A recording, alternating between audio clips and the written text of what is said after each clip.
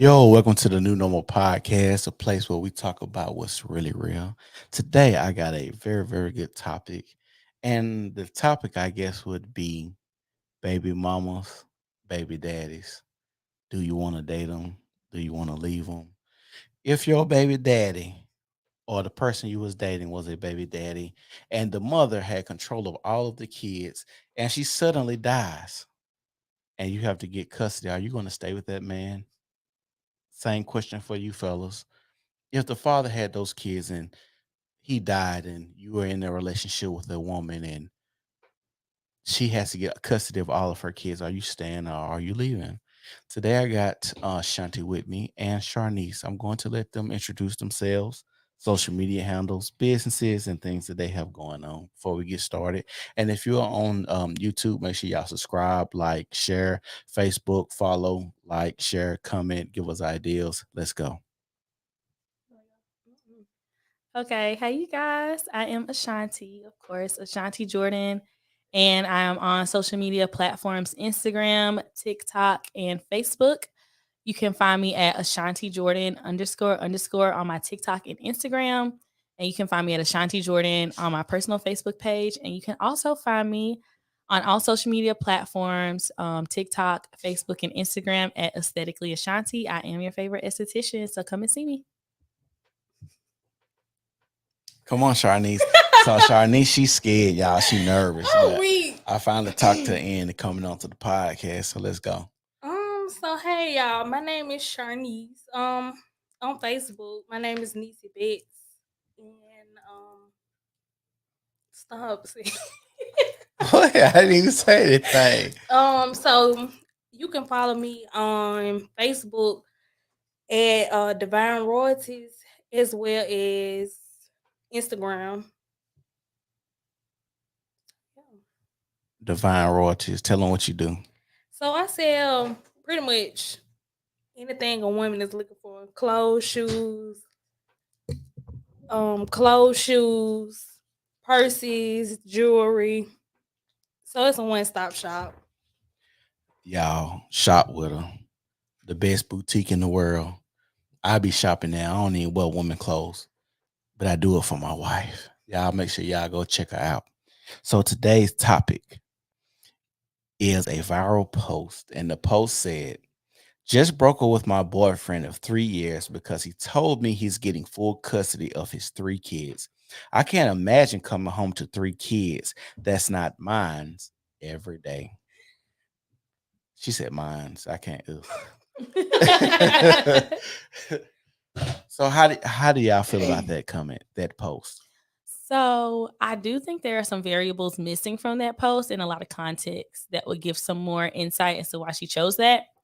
But ultimately, just from the context that we did receive, I do think, however, she was correct in leaving that relationship. I don't think any woman or man, okay, man or woman, men should be around kids that they don't desire to be around, especially in a full time living situation. When she mentioned like coming home to kids, I'm assuming that they live together.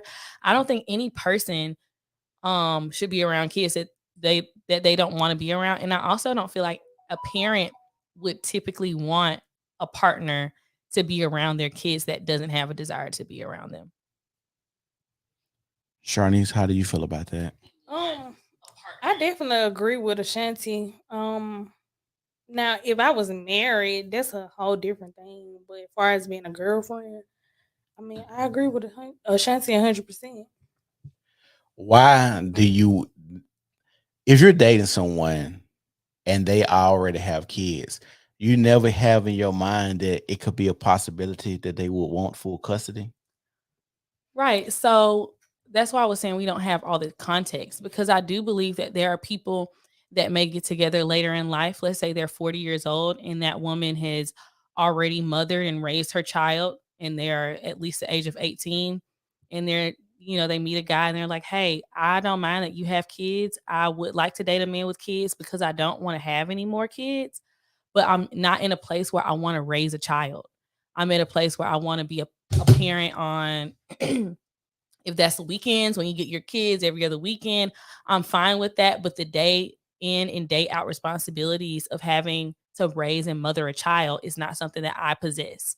I think that she's well within her right to proceed with that relationship as long as he is comfortable with those dynamics. And I think she's well within her right to leave once those dynamics change. What about you, Charnice? Do you think if you're dating someone you don't that have kids, do you automatically have that understanding that they could potentially want the full custody of their children? I mean, it's an understanding. The understanding is there, but anything can happen. I can't say that I'm going into it just saying, "Oh, okay." At the end of the day, tomorrow he might have to be awarded full custody. I wouldn't say I'm going into it thinking that, but I mean, it's definitely a difference in dating a full time parent and a part time parent. Yeah, because it might go from being able to walk around in your drawers to waking up and stepping on toys. Yeah. That might be a big change for someone that has, especially if you've grown accustomed to a lifestyle where y'all lay around, get up, don't have to worry about shopping for anybody, putting on by other people's clothes. You can get up and just move freely as you want. There's a big difference as when when those children come into that household. And that's just me for speaking on a perspective of being a parent one day to just thinking about when I wasn't a parent, how I was able to move, go about, didn't have to find babysitters. Like it's a big responsibility that comes with that. But I see a lot of people have outrage towards what is going on. But I'm gonna say the outrage is kind of like a double standard. Yeah, it is. The reason I'm gonna say that is because if the tables were turned and if it was a mother getting full custody of her children and a father, the dude left, women would be outraged because they would use the logic of he knew that she had children already. Why do y'all think it's so many women that agree with this when it's a man getting his children? Like I said, the variables are just different, and I don't know the perspective of a man stepping in to father children that aren't his.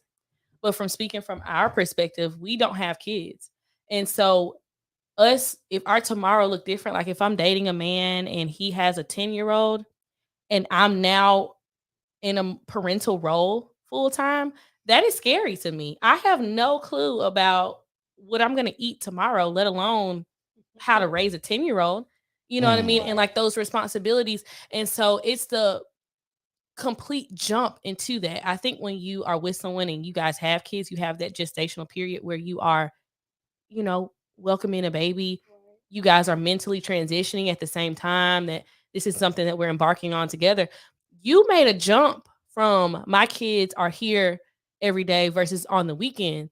We are making a jump of not being responsible parents to now being responsible parents or some influence to that child. And so I do agree that there's a double standard, but I do also agree that men don't date kids with like women with kids too. And they get backlash from that, but they still do it. And so I don't think this lady should not when Hold she on. So doesn't. you said men don't date women with children? Yes.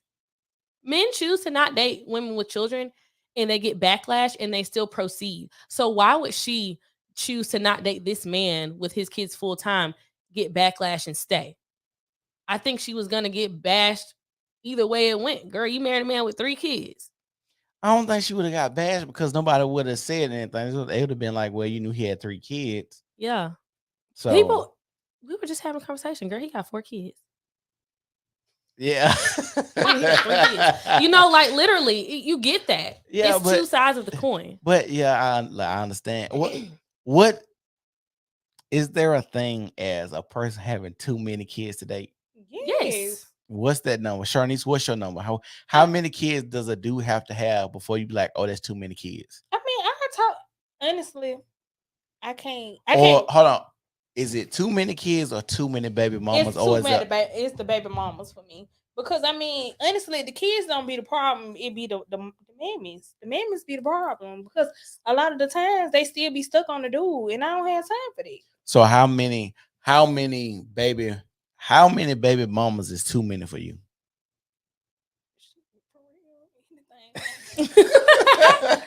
Just come on. But 2, I ain't gonna lie to you. I feel so like if he got 2 baby mamas, you might can work with that. I mean, I might can work with it. But the 3 MO that's a no-go. I mean, honestly, if they not a problem, I don't have an issue with it. But it's if the baby mamas be problematic, I don't have time for that. I don't have kids. I don't come with that baggage. So, it's I don't have an issue with somebody having kids. Cause hell, it's very scarce that a man don't have kids. I'm gonna be honest. It's not a whole bunch of them out here that don't have kids.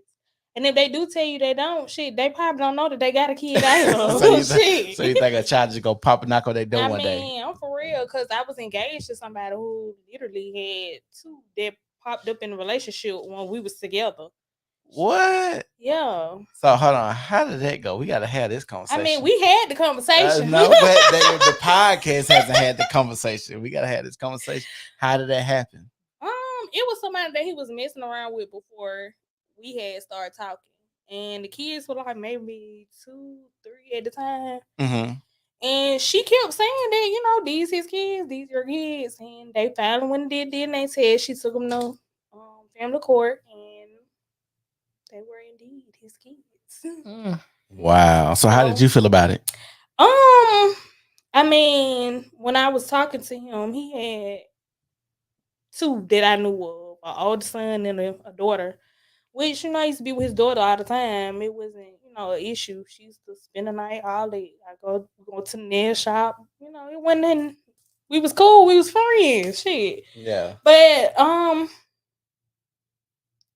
like, going from 2 to 4. Hold on. You said he had 2. How you get 2 to 4? Because they were twins. Hold up.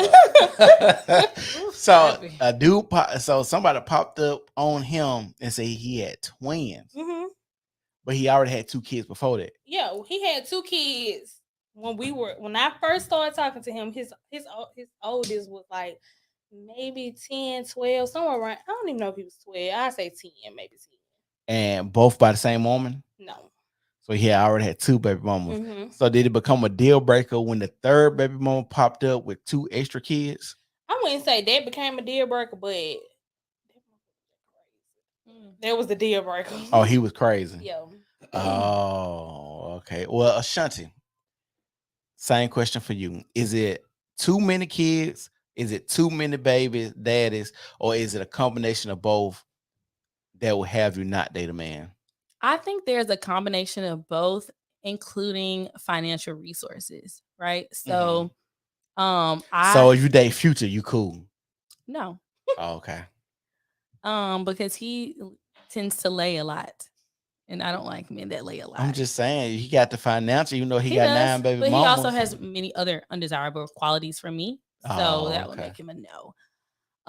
But I will say I would prefer a man that has had children within a marriage and divorced versus a baby mama situation. I do understand that.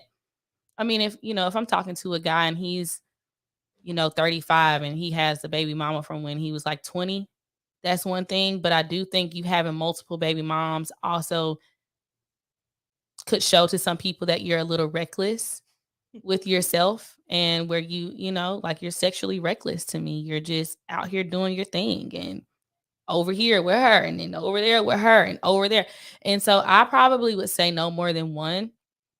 But I do prefer the children to come within the bounds of a marriage. And if they were married and they had 2 or 3 kids, are you financially able to date me and still be present with your kids? That's another thing that I would be concerned about. So, I gotta turn this TV down. Y'all hear the TV? Yeah. Okay, hold on. We can still talk. Okay, go ahead. But just being financially stable, is important. I don't want to particularly hear, I gotta pay for Johnny's soccer, so we gotta wait to do something. You know what I mean? Like, right. I don't want to hear that. So what are you gonna tell him? Get somebody else to do it, girl. Get somebody else to do it. I don't want to do it, and that's selfish of me. But I feel like I do reserve the right to be selfish with my singleness and non-childrenness. Right. And so I do understand that children are expensive, and I do understand that for whatever reason the family dynamic didn't work. But I don't feel like I should be punished. I agree. because it didn't work for you, or I should be limited because it didn't work for you. I agree. So I mean, if that's especially your personal preference, I completely agree. And I ain't gonna lie, I'm definitely selfish Yeah. in some aspects, Yeah. but I'm understanding. Yeah. But I guess maybe because I am a little older than you, I do feel like I am more understanding on that part. But Yeah. um, I am spoiled, so when Yeah. I want it, I want it. I don't want you to say, "Okay, well, I'm gonna get it," at this time. Like when I asked, I want it then. Yeah. So And then like I have dated a man with his kids full time, okay. very briefly. Not add, very briefly. But it was just difficult. Like when I went over to his up to his house and like his kids are there. And not that we were like, I mean, we were just hanging out watching TV, but just the fact that I know that there are like two little people here seeing their dad date, you know what I mean? And seeing the type of woman that their dad is dating. Um, it was a lot for me. And like the conversation was different. Like he was looking for a mother, and I want to be a mother, but I don't want to say, okay, I'm in this relationship with you. We're gonna go. It's the weekend, and Jessica has a track meet. We got to go to the track meet this weekend. I want to go to the movies, or I want to go somewhere else. Like I feel like if I get in a relationship with a man that already has his kids at home, I'm responsible for interacting with the kids. And not that I shouldn't, but like I don't want to go to track meets. I don't want to go to football games right now. It's just not something I want to do. I want to do it when it's my little cousin and he playing and I'm going one time for the season. I don't want to be there for PTA and practice and this and you know what I mean? That's a lot to bear going from like nothing to now I'm carpooling you and your friends. Chris said, why would you be dating if you have kids? You should be home raising your children. I feel like people date with kids though. I mean, you know what's scary to me when it comes to dating is you don't know like how your kids is going to interact with those people that you're dating. You don't know if you're going to be bringing a predator in your home. That's man or woman. You don't know the family that person brings with them that might have to watch your child. You don't know if this person is even good enough to even be watching children. And that's the scary part about it is we date people and having kids already. Like for me, if me and my wife was to get a divorce, I'm not dating until they were 18 and out of the house. Like, because just me and putting my personal pleasure above their health is kind of, to me, selfish. But I hear a lot of people that do it. Like, did y'all hear about the story about the lady? I think she has 18 kids in South Carolina, and she had like four biological. Out of her, like 18 that came out of her. And like I think her third husband married her after she had like 8 kids already and ended up abusing the other kids she had before her, and they had like kids? 4. Yeah, like you do know, like it was like one in particular that he was always left with because it's so many kids that he would have to be delegated tasks like take her to the volleyball game or something like that. You know what I'm saying? So 8 kids, y'all can't all go at the same time. Having like I learned that it's a sign of abuse for a woman to be like consistently pregnant like that too. You talking about men abuse women like that? Yeah, like some men they like barefoot and pregnant type. Yeah, and they want you to be potentially in a vulnerable state or in a state of dependency. And so it is a sign of abuse when a woman is repetitively pregnant like that. That's not all, because I know that there are some people that work within the bounds of their religion. You know what I mean? Yeah. But there are some people that are not within that religion and they find abuse with men that consistently try to get them pregnant. And that sounds so crazy. 18 kids? Okay, hold on. Maybe this her. No. Yeah, it's her Columbus mother. Let's see if it goes to it. But it's Columbus mother that has 18. Oh, counties work. And then I ain't doing no AC. I'm not even trying to do too. What kind of car do they have? A bus? So Do do women judge men if they were sexually reckless back in the day? I mean, no, because I feel like honestly, everybody has a past, and I mean, I can't speak for nobody else, but I didn't start having sex till after I had graduated high school. I was scared. What So, does I mean sexually reckless? You mean like when? okay, sexually reckless. You said it earlier, and that's why I'm asking what does sexually reckless look like? Because is that a bunch of baby mamas? Is A that a bunch of bunch? sex partners. That's what you mean. It could be a bunch of baby mamas. It don't have to be. Well, I guess it could be. It depends on what you call a bunch. Because let's say he had five baby mamas. In today's time, five sexual partners that you can account for is not really a lot. But would that be sexually reckless because you're in different households and you can't Yes. take care of all your children like you need to? Yes. Do you think a man has to take care of his children in the manner of a woman? What do you mean? Like nurturing. Does nurturing look the same No. between men I and don't. women?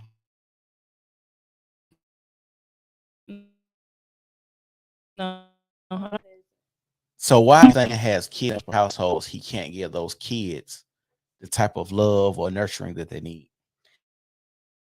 I wouldn't say he, because honestly, like, I mean, up I want to say 16, 17. I was my dad only biological child, but I have step siblings. I mean, and I only stayed with my dad for maybe 2 years, 3 years, same household. But I mean, I still got that.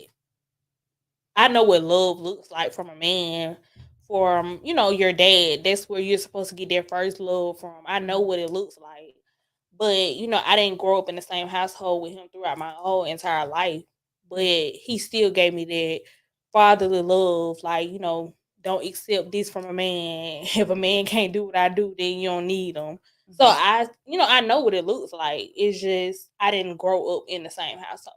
But I feel like it is a difference in kids growing up in a household with a dad and their mom versus a single mom household. I do feel like it's a difference. I do also feel like like with men and their nurturing with children, it's not like 100% or zero. So they may not nurture at the same intensity as a mother, but Right. like their nurturing and their influence in that household is still just as valid. It Mm. just shows up in a different way. Um, I can say growing up with both of my parents, my mother was my comfort place. You know what I mean? She was my soft place to fall on. But my dad was that person to get me in line. You know what I mean? And kind of show me that tough love. And when I was not as fragile, I could go to him and I know that he was going to give me the direction that I needed to move along. You know what I mean? And give me the encouragement to move along and give me that encouragement to get back on my feet and figure it out and keep moving. And so I think both parents are important. They just have different variations where they are, of higher importance versus the other. Or I won't say higher importance, but they just have different roles that they can fulfill better than others. Yeah. So would y'all date Nick Cannon? No. Definitely not. why? I Why not? mean, if I dated Nick Cannon, I just can't see my like. There's too much going on, and two, I feel like he's doing it more so to have a backbone of him curing his cancer. Like that's what He I feel got like. lupus. Is lupus cancer?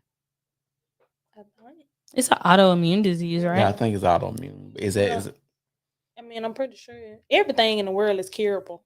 You think so? Yes, definitely That's an argument for another day. But I can probably, I say about 95% of stuff is curable. everything.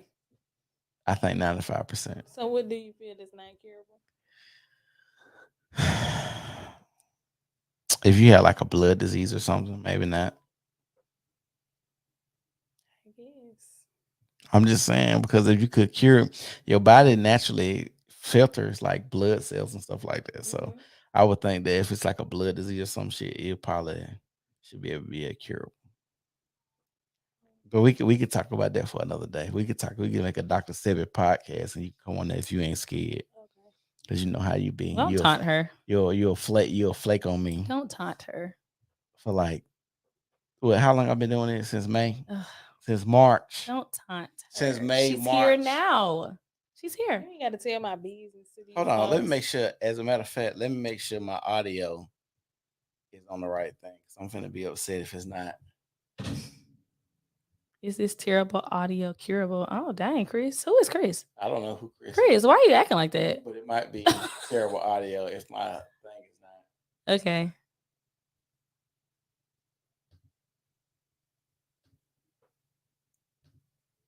Yeah, I don't know what he talking about. Oh, 'Cause Chris. Cut the phone up. Cut your volume up, Chris.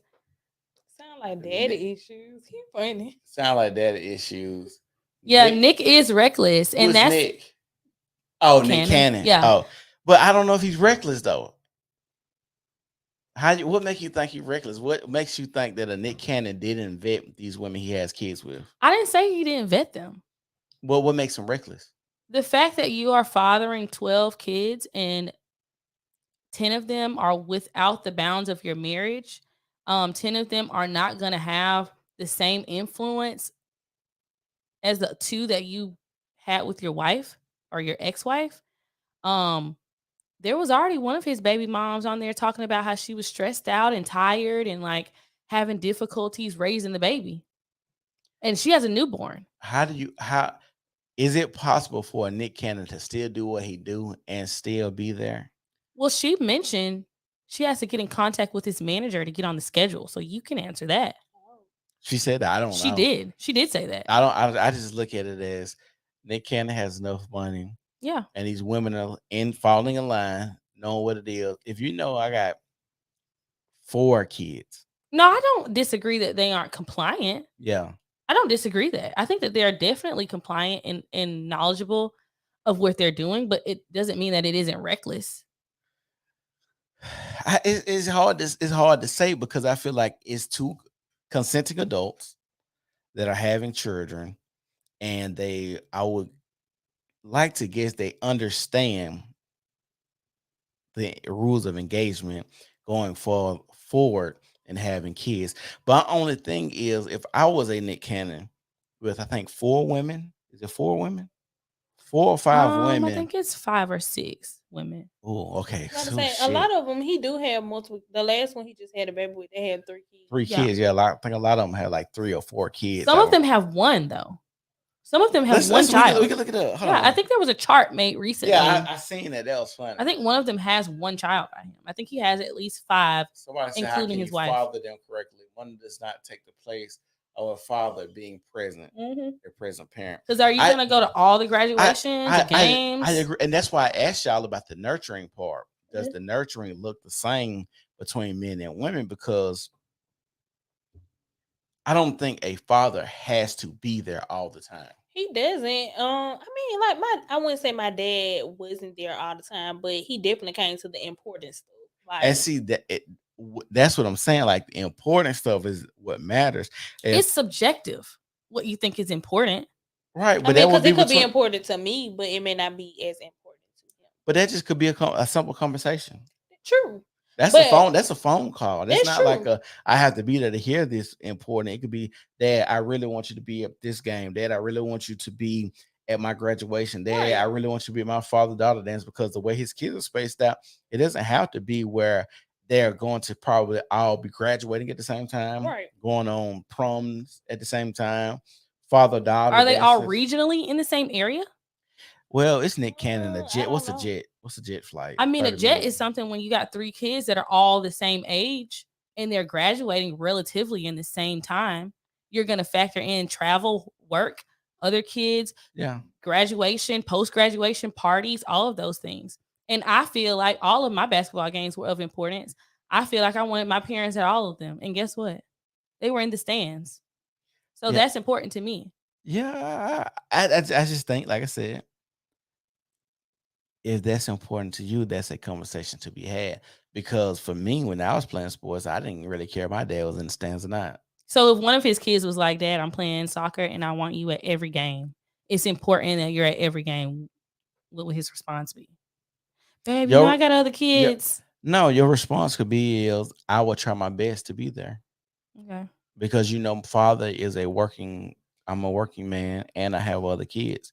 And those are just conversations that you have to have with your children, because even if you are a man that is in one household and now you have all your kids with one woman, if you have prior engagements, that might mean you can't be with your kids at all times. Well, I guess I may have a different perspective because my dad had a flexible schedule where work didn't conflict with my after school activities that I took time to practice and play in. Yeah. And so I think with them looking at their father as an entrepreneur who dictates his engagements, so you can't figure out how to make your family important during this season. Like I'm playing soccer 3 months out of the year.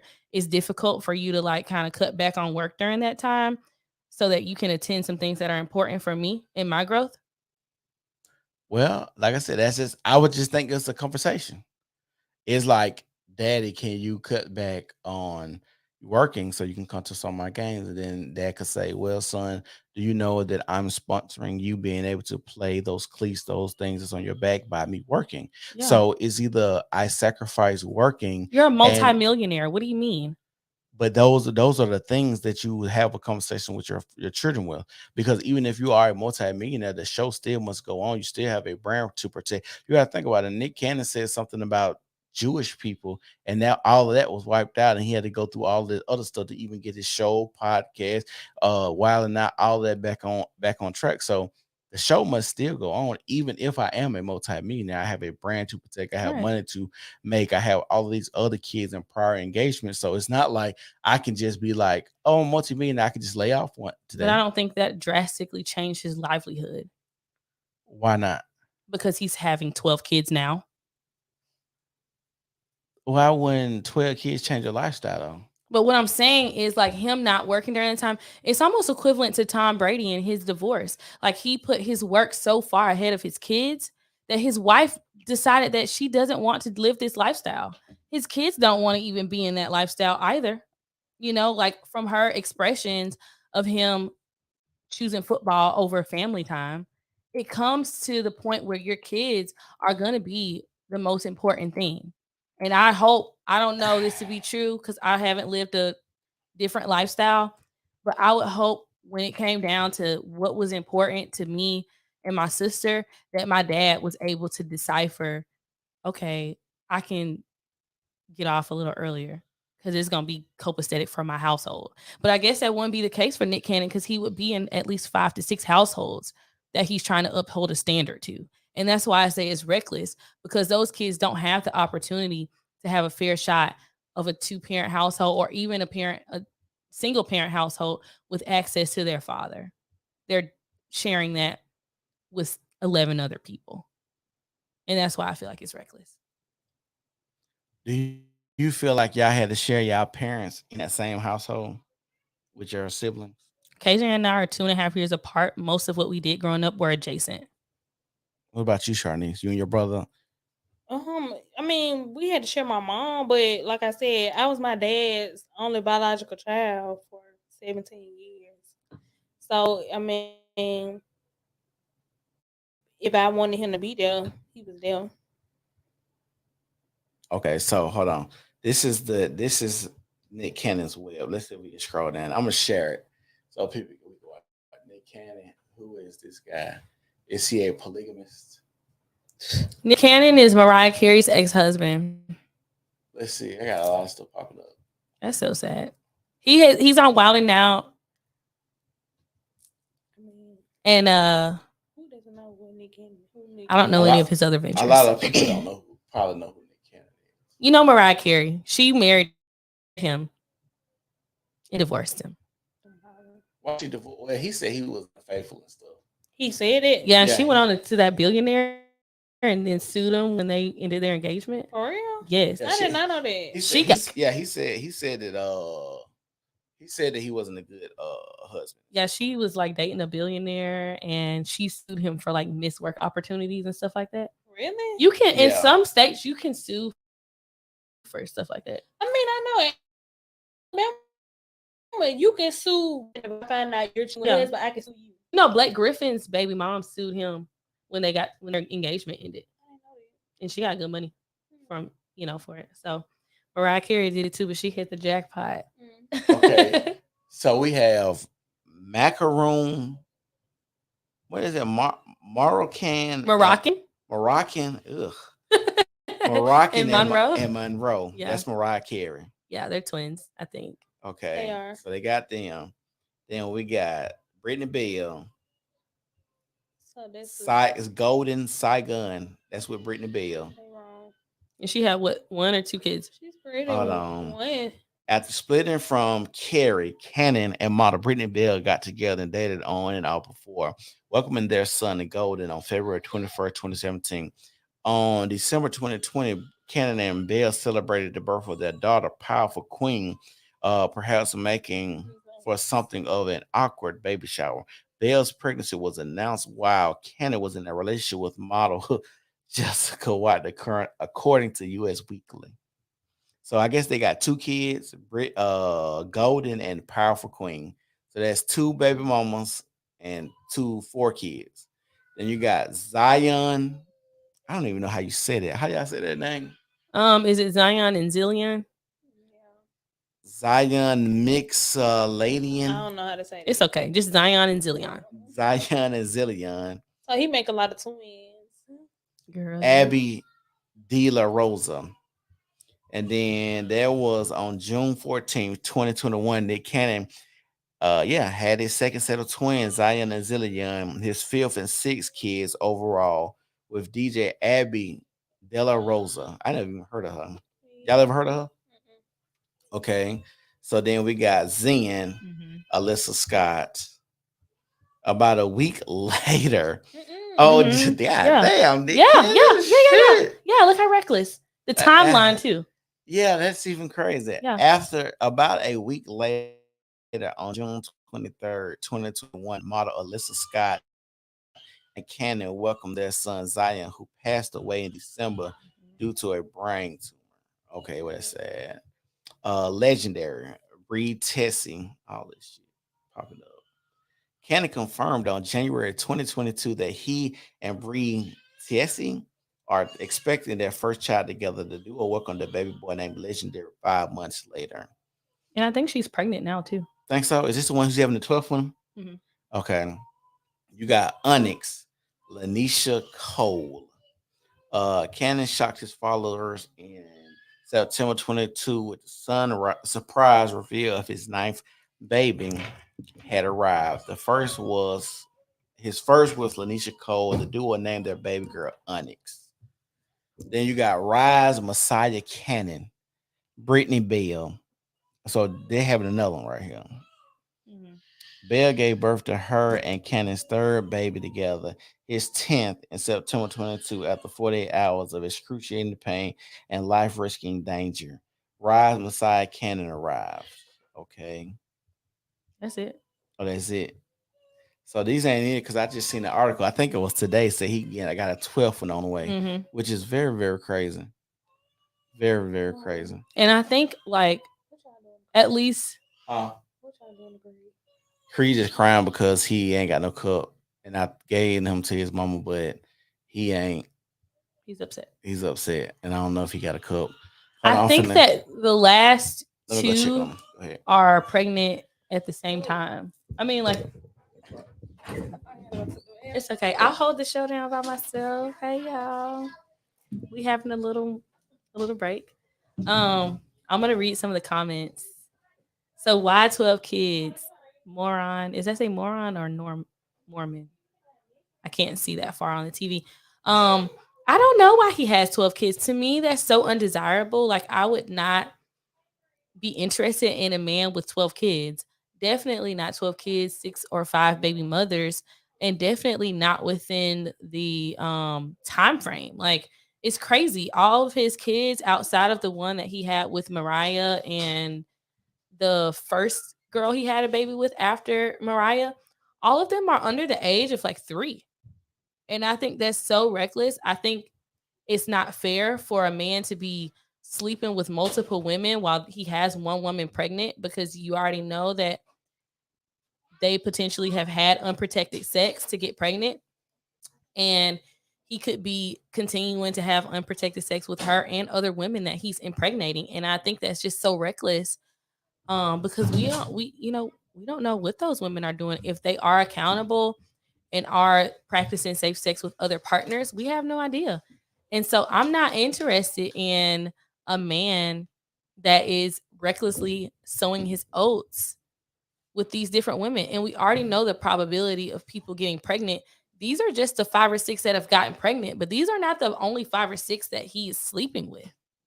It could be 20, it could be 10, it could be 30, it could be so many other people that just have not conceived yet. And so that's why I feel like it's just so sexually reckless for him to be, going out. But then again, that's not my man. I don't care what he does. So you already said somebody that has too many baby mamas and too many kids. So what's your limit?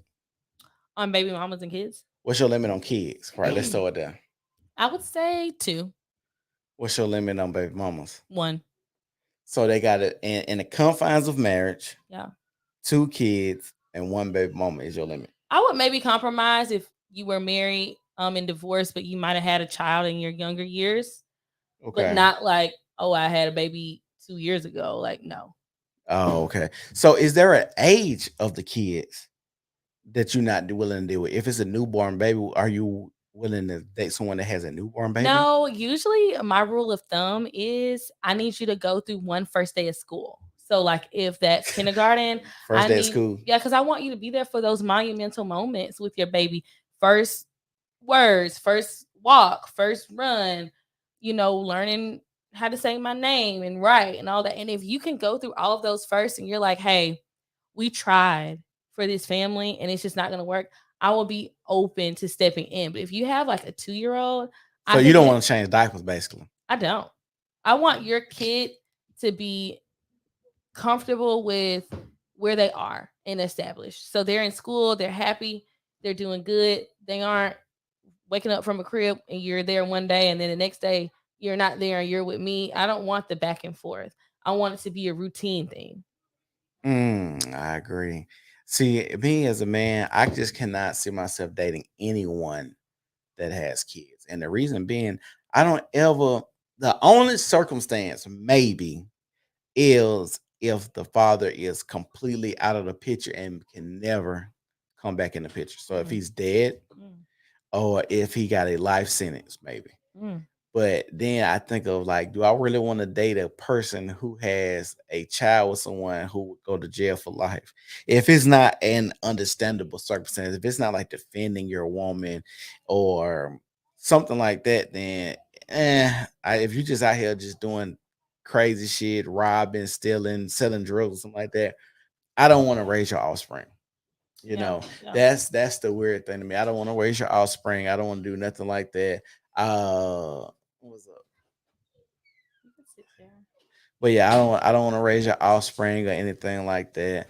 Like I said, I don't want another man to have access to my house too.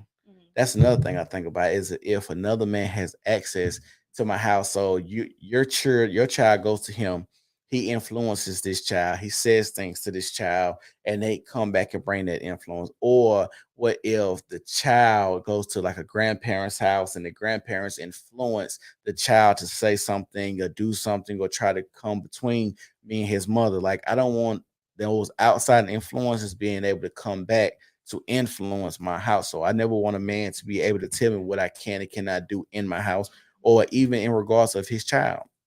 So dating someone with a child never seemed like something that was advantageous to me in any shape, form, or fashion. Right.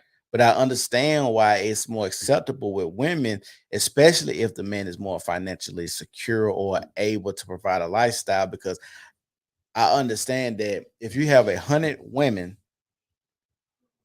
and you have 100 men, the male's dating strategy is typically just to have sex. So it's 100 women who has a vagina. But when it comes to a woman's dating strategy, if she's looking for a lifestyle, it could be 100 men, but only 20 of those men could possibly give her that lifestyle. So I understand why a woman would date a man who has children or multiple baby mamas and stuff like that. So, like I said, men and women, we just different when it comes to dating. I just don't think it's masculine either for me to date a woman who has a timestamp of her giving her vagina away to another man either. What you think about that? I don't really dictate or care about what other women are doing with their vaginas. I'm just saying, how do But you feel about me thinking about the timestamp? I mean, you can feel like that. It's men that feel like that all the time, and I Yeah, think you should go and lay with those that want to lay with you. yeah, So I'm for women doing what they want to do. If you feel like you want to wait for 90 days, you want to wait until you get a commitment, if you want to wait for him to wink at you with your right eye, I don't think that there is anything that's wrong with it. yeah. So, what would be an ideal situation if a man had a child for you to date? What kind of money would he need to be making for you to want to date him? I don't know. I would say, well, what I was saying when you left out, I think that a comfortable space for me would Hmm. be, okay, I got to pay for a little AJ's basketball package. Okay. And I want you to comfortably be able to do that. And if I come to you and say, "Oh, I want to go to Miami," I want to be able to do that too. So basically, you want a lifestyle where the baby does not infringe on what you want to do. Absolutely. Absolutely. Yeah, So, because I feel like that would I don't think that that's wrong, because I do understand that kids are expensive and we have hmm different expenses, but that's not where I am in life. mm, And so I don't feel like that I want to, at this moment, I'm selfish and I don't feel like I want to give up some of the desires of my heart because you have a kid with some other woman. I don't feel like that. And so typically, if I do date men with children, we don't have those issues. what barriers do you set for men that have children to know if you want to date them or not? Or what do they have to do for you to get over them having a child? I won't necessarily say they have to jump through hoops for me to get over it. I Hmm. would say that threshold of age is always going to be there regardless of the person. And that goes back to the first you was talking about. Yeah. So like Okay. I need them to be in kindergarten. You know what I mean? I need them to have a routine of going to school. Hmm. I would like a set routine of you being active with that child. Like, of course I want you to go to their games. And of course I want you to go and support them doing outside school stuff. But I also want you to have that routine, like, hey, every other weekend and every Tuesday, I have my baby. Like, Hmm. this is my time. I want you to have that. And I don't want to infringe on that. If it's Mm. your weekend with the baby and I want to go to Miami, I can go next weekend. Right. That's cool. I don't want to take you away from those obligations in that time frame. I also do have this personal thing where I don't necessarily want to meet your children until we're sure that this is a solidified space that we both want to be in. Mm. I haven't dated a man currently where I have met their kids, Hmm. but that's a boundary that I have. So if they are going to be there this weekend, we can hang out next weekend. Should if the child likes you, does that play a factor if you would continue to date this person? Absolutely.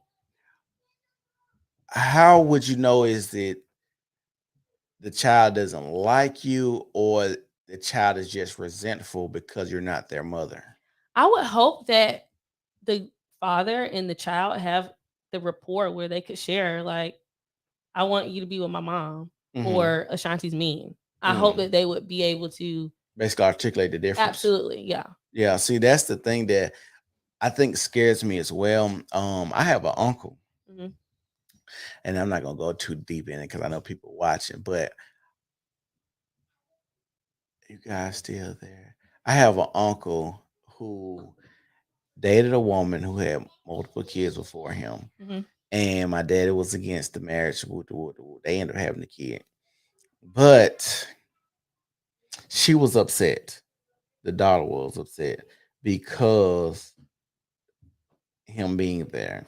The grandmother didn't like him, so they devised a plan basically to say that he was doing something sexually against them. Come to find out it wasn't true, but he had already got labeled with and went through the system, a whole bunch of stuff, and still trying to clear up his name to this day of everything that happened. Those type of things and situations scare me as well. I think that's more than a child, though. That seems like adults are definitely involved in relationships that don't impact them sleeping at night. And I think that's just so disgusting. I hate to say Mm. that about your family. Mhm. You know what I mean? And not in like a rude way, but I do think we have to allow people to make their own decisions. And I think that girl is well within her right to not like him, but to destroy his life and his reputation like that, that is like asinine. That is so mean and Yeah. hateful. And I think that's so wrong. Yeah, and those things happen a lot, but then it's kind of like we do see all of these stories where Oh my gosh. we do see these men who are predators and prey on women who do have children.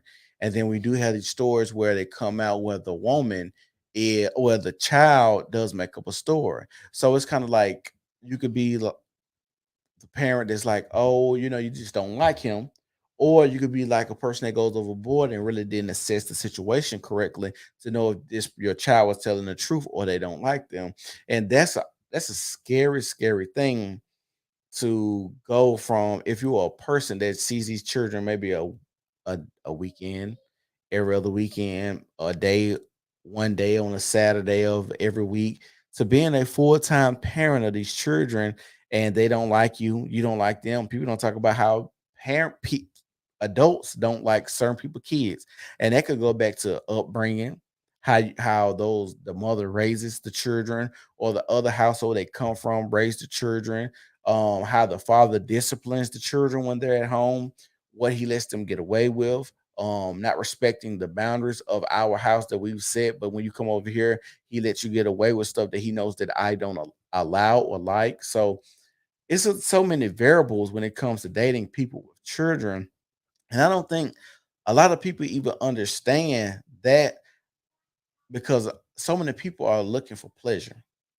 So many people just want to have fun. So many people just want to have sex. So many people just are looking at people. Oh, this is a beautiful person. I think I can get over them, having kids and children, a baby dad at this time step, or what what she's been through back in her past. I think I can get over this because what I'm looking at, and this is from a male perspective, of just hearing other men talk. She's beautiful. She's pretty enough for me to do that, to just overlook what she's done in these children like that enough to get in a relationship after being in a relationship and then be like, nah, dog, I couldn't do it. I didn't like her kids. Actually, she used to put her kids before me. People don't talk about that a lot, of how a lot of people put their kids above other people that they're dating too. I don't think that you should put your kids before your husband because there's a bond and a commitment. But I do think parenting does come before your boyfriend that has I no I, commitment. I would agree too. So if that person is upset that she's putting the kids before their boyfriend and girlfriend relationship, I think that's internal, or they should find someone else, maybe a mother that will put a man before her kids. But I do think in a marriage, you should not. But is that even in dating, is there such thing as putting your kids above me too much though? Because let's say it's something of like we got some me time, right? Scenario. Me and you, we got some me time. You got a child. They call you and they're just upset and mad about something, some everyday teenage lifestyle. And this person drops what y'all gonna do to go pick their child up when in actuality it's something so small that this could have been a conversation for after hour after our date or the next day where it didn't have to infringe on what we had planned. What about that? I am just of the belief Hmm. that you don't put your kids before your husband. But I definitely would not want my mom to be like, "Oh, Ashanti, you upset? You crying on the phone, but I'm out with my man right now, girl. I'm gonna come pick you up when we get done eating dinner." I don't want to hear that as a child, and Hmm. this is my mom that's here to protect me and to console me and to be there. I don't care if I broke a nail. Yeah. I do expect my mom to fulfill some obligation to me. I am her concern. I can't leave her. Mm. This man can bounce tomorrow. You could drop him off after you eat your salmon and get have some fun time with him, and he's gone. Yeah. And I'm here forever. And so I do understand that there may be things that agitate that situation in that relationship between that man and woman, Mm-hmm. but you are not the forefront of this relationship. Parenting is. Mm. So what if you marry the stepfather and the kids didn't think it was going to go as far as marriage, and now they have an issue because y'all are married? How do you maneuver that? I don't know how kids wouldn't understand it was going to go to marriage when there was, I'm sure, an engagement process. I'm sure I would hope that the mother would sit you down and say, hey, me and What Randy. if let's hypothetical? What if it's a courthouse? What if it was a courthouse? Get out. So, if it was a courthouse situation, I do think, like I said, leading up to that, Randy and I are thinking about getting married. I do Mm-hmm. think that that is a conversation that is going to be had. And I have a cousin who's interested in doing a courthouse wedding.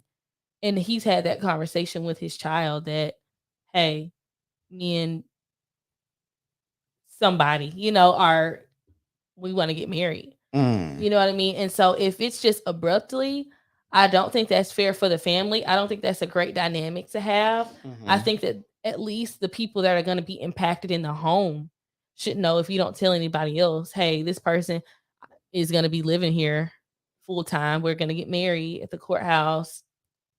Just give you a heads up. I think that's reckless for the parent. And so if there's any fallout with the child, the blame is the parent. Yeah, I definitely agree.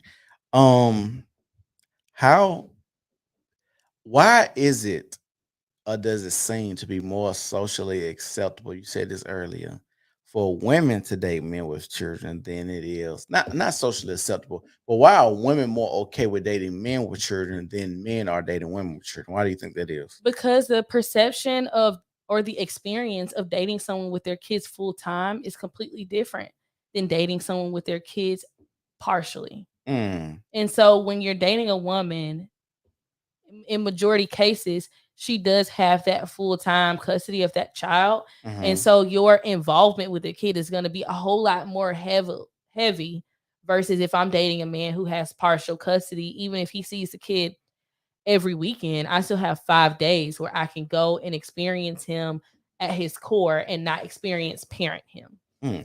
I got a question. What I heard a stat. I don't know if it's true, but I heard this stat that courts award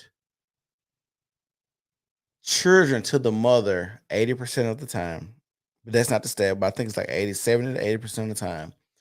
But there is a bunch of men who are fighting for their children to get custody of them, and that 80% of the women that they're trying to get custody from have a prior violent conviction or some type of CPS interaction with their kids, but the court still award these children to these mothers. Like they have cases of the lady. It was like four ladies last year.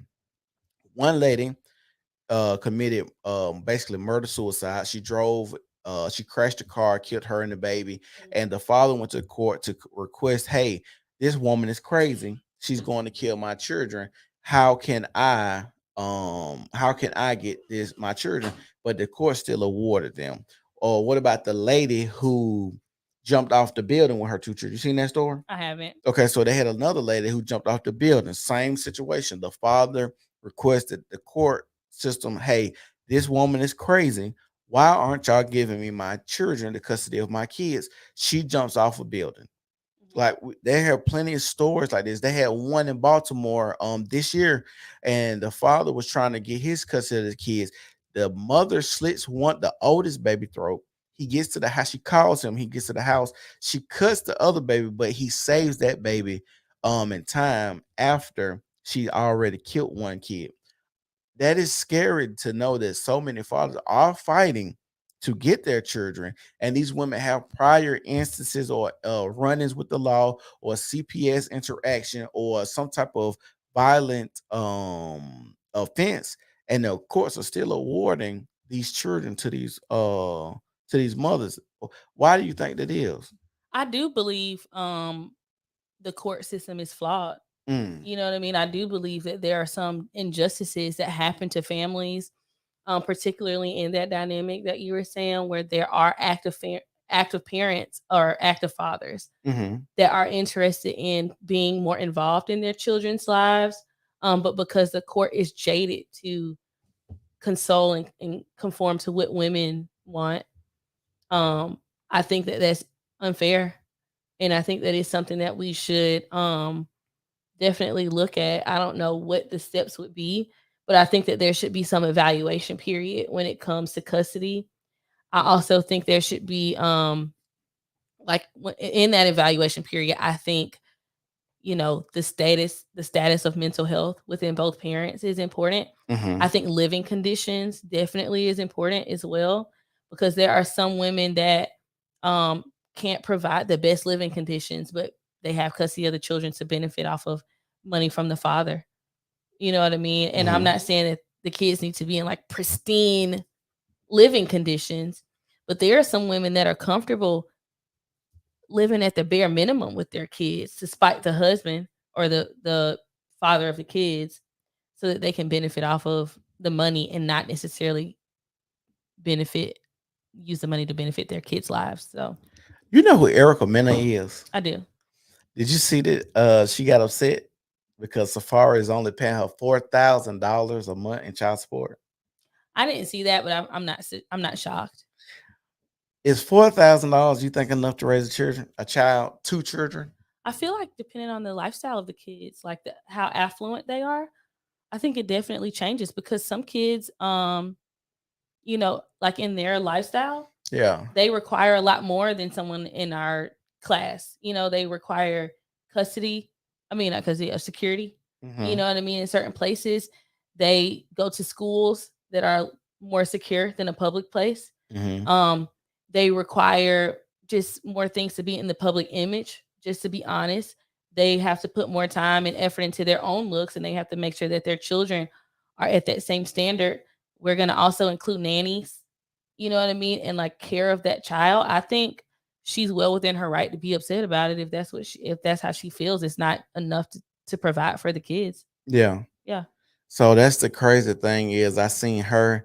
She was crying and she was like, "That's all I'm gonna get." I'm like, $4,000 to me for children, small children is a lot of money. It's not too much they're gonna need, and it's not like Erica Mena isn't getting any money herself. It's Right. not like she's not. It's Safari. She can't be too far behind Safari. So child support is used to make sure that the child has the same access, or a comfortable access to what they would have if the parents were together. Mm-hmm. It's not to be like to cover, oh, because we could go to Target and get the clothes and all this other kind of stuff if it was just me. But if we were together, we wouldn't be going to Target. Yeah. We would be going to Fendi, or we would be going to these other luxury brands. Yeah. If we were together, I wouldn't be living in a $2,000 apartment. We would have a mortgage that was $10,000 a month, and so there is some compromise there. It's not always about it takes $1,000 to raise a kid a month. No, it's about the lifestyle of that kid going from one aspect if the parents were together, and it could potentially drastically change. As somebody said, I think it's automatically assumed that the mother are the best nurturer. Yeah. And I think that's bad. That's bad. I ain't gonna say what I want to say, but I just think it's bad. Huh? Is I just think it's bad to say that mothers are natural. Assume that the mothers are the best nurturer. When it comes to who kills kids the most, it's the mother, inside the womb and outside the womb. And even when fathers, I don't know. that's statistic. It's But statistically I know, proven. but I'm just saying, inside the womb, there is boundaries of what people consider conception of life to be killing a child. So I would say definitely I'm not. I outside don't, I'm not doing. I'm not post doing. birth. I'm I not. think that's true, but pre-birth, that's an opinion. It's not a fact. I mean, that is true. I mean, it is. If we're not, I'm not. It is I'm not finna argue semantics on what is life or Just not life. To be clear, it's an opinion, you guys. I mean, it is. It is. What's an opinion? That as soon as a child is conceived, that is technically a child. I'm like, because actually, What is it? It's a stage of life. Like it is we a stage of life, that's what I'm saying. It's just as like a old people, young but people, teenager. they don't consider it a child until it has a heartbeat. Scientifically. So scientifically, you are stating an opinion, not a fact. But it's But fine. hold on, It's hold on, fine. hold on. Go on No, with no, your no, no. opinion. So let's go there. Scientifically, they just stated they because I just did find out scientifically they found that heartbeats are actually forming a lot faster in children now too. So science is ever changing. It So is. science is not like we saying it today because the technology they could have been using back then is not today is not scientifically. As of November Eh, 10th, 2022, you are stating an opinion. but as of when we look at science, when we're talking about science, science is ever changing. It That's a is. truth. It is, but And as Okay, today, so at this time, but no, it is an opinion. scientifically, if It's we're an going by opinion. science, if we all went through COVID, and now I'm gonna end it on that one. So we all been through COVID, and they told us we all learned in school herd immunity was a thing. Remember they told us herd immunity was a thing. Did they Moving not the say that? goalpost. It is opinion. It is an opinion, No, you this guys. not this is not an opinion. This is if you're going to use science. So we're talking about science to when we're talking about growth, things We that talking grow. about abortion. I know, but things that grow is alive, right? Have y'all seen anything that did grow that's dead? That's dead. Scientifically, I'm not I'm just knowledgeable about everything in science. I'm just saying. I have I just asked you. Have you seen at something this that's point dead that on grew? November 10th, I have not. Okay. So, like I was saying, if something conceptual at conception, when a baby is growing, it is technically alive. The heartbeat is a semantic argument because that's when they go like, well, the baby at 24 weeks can not even feel it in the brain is not connected to the heart, all the mumbo jumbo to actually make people okay with being able to kill their kids. Because if you actually look at shit from like 12 weeks, it looks like a fully formed baby. People they recently last week or the week before last have given birth to the youngest surviving baby, and I think it was like at 13 weeks. So it's That's amazing. every, and this is not opinion. This is a fact. So they tell you they whole argument about abortion is viability, but the viability argument is supposed to be 24 weeks. But then we just had a baby at 13 weeks. So your viability argument from scientific is not even true because we've actually got actual proof that what you're saying scientifically is not accurate. So But I'm saying It's okay, girl. Technically, you're not supposed to get an abortion. How many weeks? Is 24. up until But it depends on where you stay because New York is doing up to term now. Up to term. They're doing up to term depending on your psychiatric health. Like if you say you're crazy or your mental health, they'll let you abort up to term. There are other states too that allow that. It is a very low rate that do that of women that actually do that though. I mean, honestly, I feel like women should be evaluated before they had kids. I'm gonna be honest. I agree. Because it's a lot of people out here that should not, in my personal opinion, should not have kids. I agree. Because it's some real people Why out here you that, got you know, any? they're What is not all that? the way together. Why you got any? I can't see that. Where? Like, The Which second. one? Why y'all got what? Y'all got any crack? If not, bring the powder. I know how to cook. I'm not sure. I'm not I gonna think it's engage just with some that. random person that subscribed to my Yeah, I'm not channel. engaging with that, but it's fine. Okay. But anyways, beyond your opinion or fact opinion, No, I just what gave you a was fact. your I gave you a fact. what were you About going? Where were you going no, with that? but what I was going with Okay. it with the court system was that it's crazy to think that the courts would think that women are the best nurturers, and we know, even if you want to go to your argument outside of the womb, women kill kids way more than men at a higher percentage and rate. Even if you are giving, even when men are giving their kids full custody, men kill babies at a rate that is 20 times less than women, which is crazy that anybody would think that. My conspiracy theory is they know that if they give women children discipline and people going to prison, the bodies filling prison, free labor, stuff like that will go down tremendously. We know this. One in every, 1 in 5 boys would go to prison if they're father's not in the home. 80% of people that are in prison or long-term correctional facilities come from a fatherless home. 80% of people who commit sexual assault come from fatherless home. So, we know fathers technically teach discipline, actually how to treat women and stuff like this. So, like I said, it's crazy that people would think that you should give a child to the mother. I don't I even think know. there is also a very high percentage of serial killers that didn't have a relationship with their mothers too, though. Well, I don't know because every serial killer, like if we watching Jeffrey Dahmer, he had a what you call it with his mama and daddy, but He had a strained relationship with his mother. It was not loving. It was not nurturing. It was he very I strained. think his mama and daddy were crazy. If we Yeah, going by the I don't movie, by the disagree, but what show, I'm ooh, saying is a lot of the serial killers had a strained or not emotional tie or hmm comfort with their mother too. So I think both parties are equally responsible to raising, good citizens, but I think that the lack thereof of each parent definitely plays a role. I agree. Yeah. I'm not arguing that, but if you had to put a child into better care, it would technically be fathers by statistics and rate and what we can Per going see. to prison, but per serial killing, it's different But variables. serial killers is a small percentage of people we're talking about just going to prison. In comparison, serial killers is a small percentage of people. Or people that kill. I mean, I said serial killers because that's just an article that I was reading. Yeah, but But serial killers but is murderers. most murderers come from fatherless homes. Okay, I don't disagree with that. But what I'm saying is But no, you hold can't on. pick a more Uh, impacted community because they aren't involved with their but the dad and then CDC, saying, hold oh, on, well, they don't really count. It's not a whole lot of them. the They're both CDC, important. but the CDC even released an article that said that fathers are more important than mothers. Though this is the CDC. You said science earlier, so I'm gonna pull it out. You can We could, say that. And I'm not going to say that I disagree with yeah. that, with their science and what they have come to.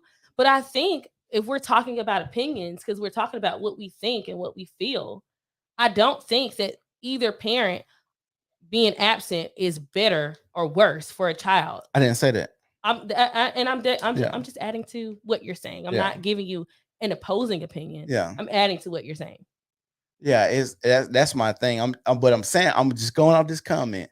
It says when court systems think that mothers are the better nurturers, and that like I'm And we saying, both disagreed. and I'm saying for that to be a thing to think that that's crazy when we have so many statistics, when we have CDC articles, when we can actually look at people's lives of when they've been raised by their fathers compared to their mothers. It's a crazy thing to think that because you're a mother that you are just a better nurturer of both of y'all children of y'all child. That's a weird thing to think. I don't disagree. And you know, I dated two social workers, and they would just tell me all the stuff they would see that the women would actually do to their children and how scandalous women really are, even in domestic violence relationships. Like women are most domestic are the perpetrators of domestic violence the most, but it goes unreported. And I was like, how do you notice if it goes unreported? And one of the chicks told me, she's like, well, I go to a lady house or a couple's house and sit on the couch, and the dude have a black eye. And I say, sir, how do you have a black eye? And the girl will say, well, I punched him in his face.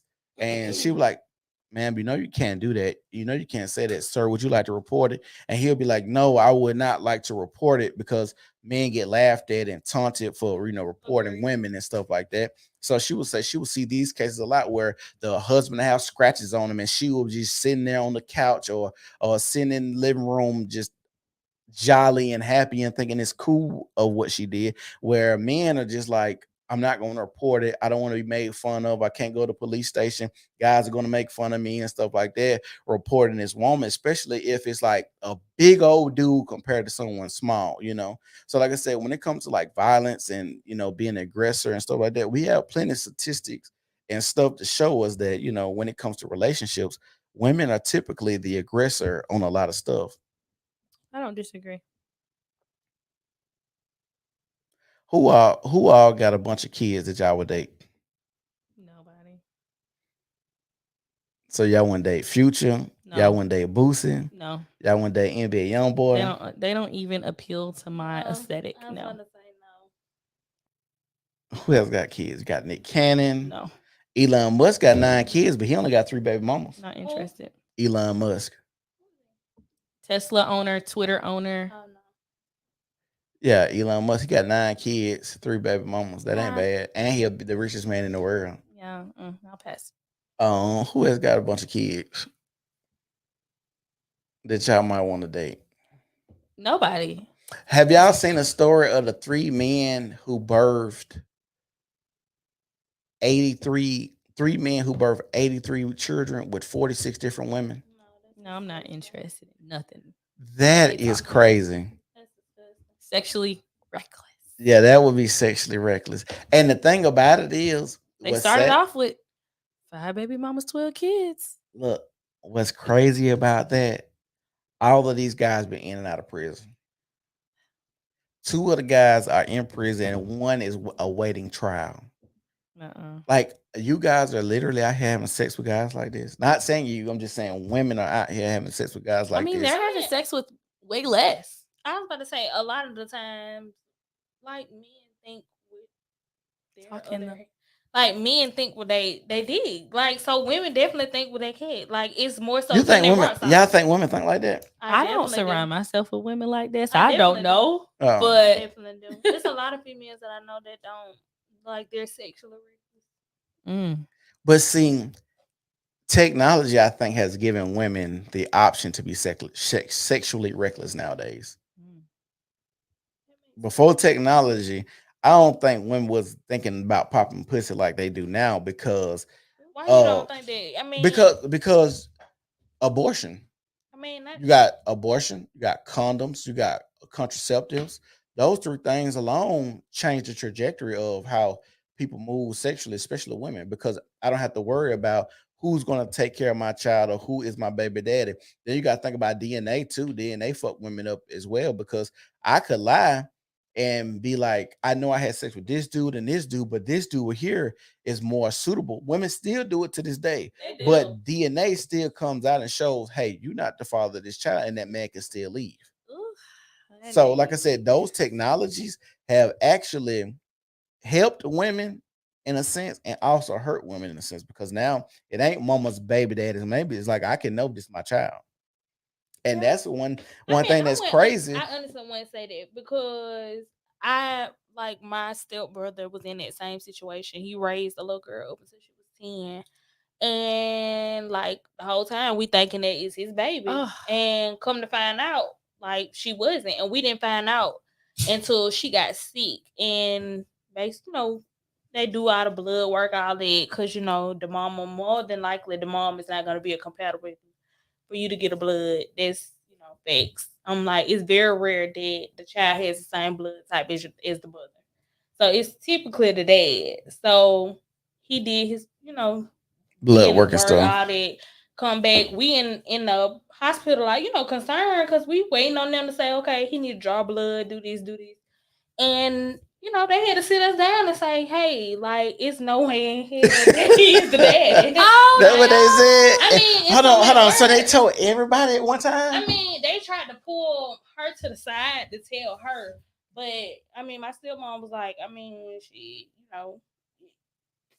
we all family. You can tell us, but you can tell. No, they should have did that in front of everybody. Like she said, it was okay. Yeah. But my thing is, if you already knew, because you could tell the look on her face that she knew what was going on. Yeah. But I feel like DNA test should be taken at birth. Like as soon as the baby pop out the cat, like you need to be taking a DNA test right then and there. Because nobody should go 10 years taking care of somebody else's child and then you knew it was a possibility that he was not the father. But the little girl looked just like my brother. Like we would have thought that it was his baby. I seen a lot of that on Murray. I know someone who went through something like that when they got divorced and they found out it wasn't their kids and the court awarded her to pay the child support back. For real? They should. That's rare. That is very rare though. It is. Because they were married. When they had the first child, they were not married. So he didn't sign the birth certificate But when they conceived the second child, they had gotten married. And they went through a divorce. And so they awarded custody to the mom, of course, and he was paying child support for both kids. And so it was time to move the kids to his insurance. And they did a DNA test, and it came back both of the kids were of the same father, and it was not him. And so the court made her pay restitution back to him for the child support that he had paid. Yeah, that is rare, because 9 times out of 10, like, they telling you, well, I'm sorry. Yeah, and they actually should charge mothers with fraud. I mean, agreed, because you knew that. Yeah, a lot of these women be knowing. They be knowing what's going on. They definitely do. If you knew, you would. But in 2022, it's the father's fault getting bamboozled. Agreed. Well, technically, in the court of law, any child conceived during the marriage is going to be awarded to that husband. You know what I mean? And so they should get a DNA test following that, but legally you can't go against that. Like, even if you're going through a divorce and your person is pregnant by another man visibly, you're still gonna be the father on paper until you get a DNA test. That's what they said. That's what they were saying about Kanye West and Kim K. That's what they were trying to get Chris Humphries to divorce her really quick, because they were saying that she was already pregnant with Kanye West's oldest child. Yeah, and it would have been awarded Chris Humphries until they went through the legal process to get it changed over. That's crazy. And see, stuff like that should be just changed, because it should just be, can we prove that this is your child through DNA? Yeah. That could be just that simple, not because we married, because we know people cheat during marriage. That's so stupid. Well, now it's like common practice for attorneys when they're going through divorces to just, hey, we're gonna get a DNA test, even if you know this is your kid or whatever, before we start awarding money to the mother. So it's a standard practice now on the back end. But when you're just young and getting a divorce really quick and you don't have that access to, maybe the best attorney, and they're just trying to do a quick deal, sometimes people get, cheated out of money. Yeah. Like, that's sad. Like, when you're dating someone, you should definitely tell them, if you get pregnant, I'm getting a DNA test. That should be a first date conversation. I know a lot of people be like, well, that's kind of like, too forward, but you don't want to wait too long to where women can use, this is just my experience, that you don't trust me line. I mean, I'm not going to lie. I do think DNA tests are great, but I would be very hurt if my husband was like, I want to get a DNA test. I'm not going to say I wouldn't comply, but on the inside, I would be feeling kind of crappy. So if he told you that he was going to get a DNA test before y'all got serious, had a kid, how would you feel then if he did it? I would still feel hurt, but I would do it. But I would still feel like that. Well, you ain't got to know nothing to got a DNA test. I mean, I do it, but I do think if we're gonna do a DNA test, I think that we need to do it at the hospital. I don't think we need to be going to Walgreens and getting a little test. Like, I think we should definitely go, hey, Chris. What's up? The date master then checked in. What shirt you need immediately? The I Hate Human shirt. I'm finna start selling these soon. You want one of these bodysuits? I'm finna start selling these soon. I definitely did.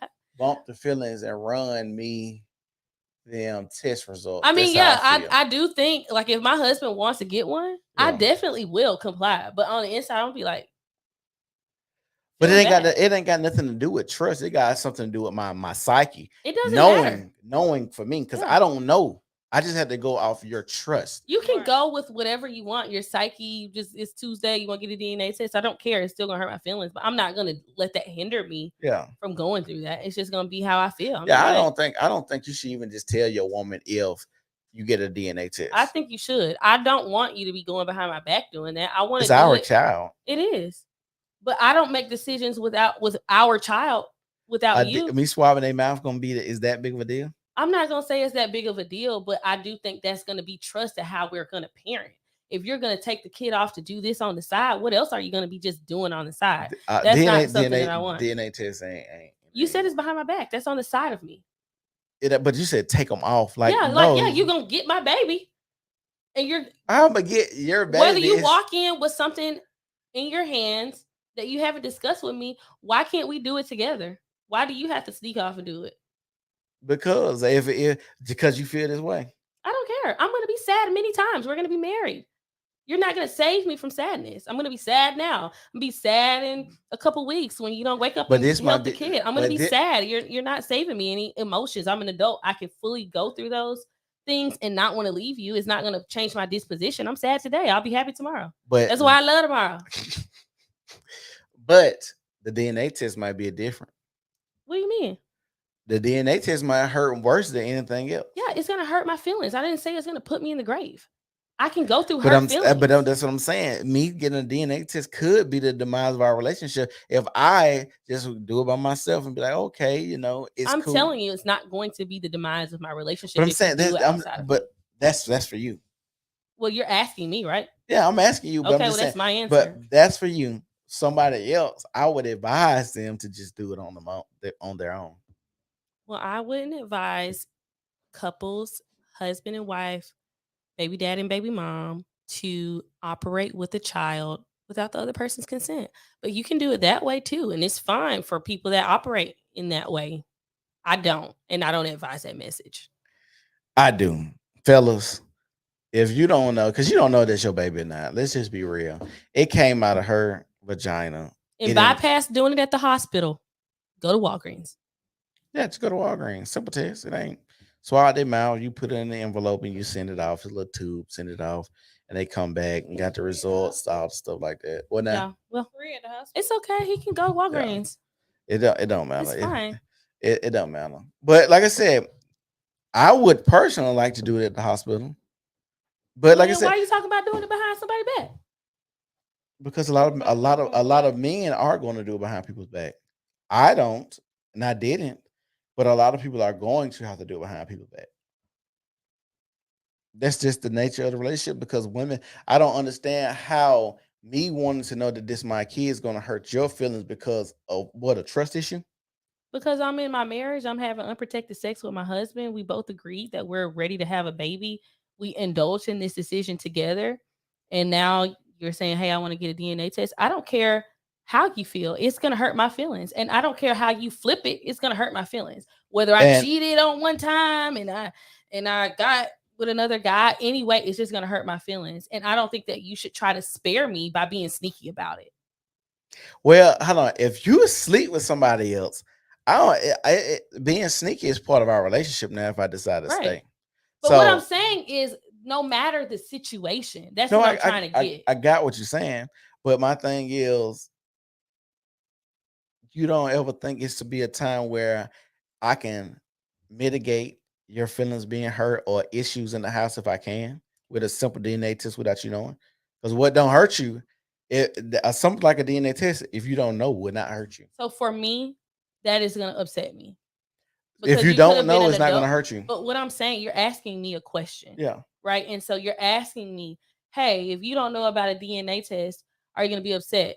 Yeah, because if I find out about it, I'm going to be upset. But if I don't find out about it, I can't be upset. But Right. when you're sitting here asking me, yeah, I'm upset.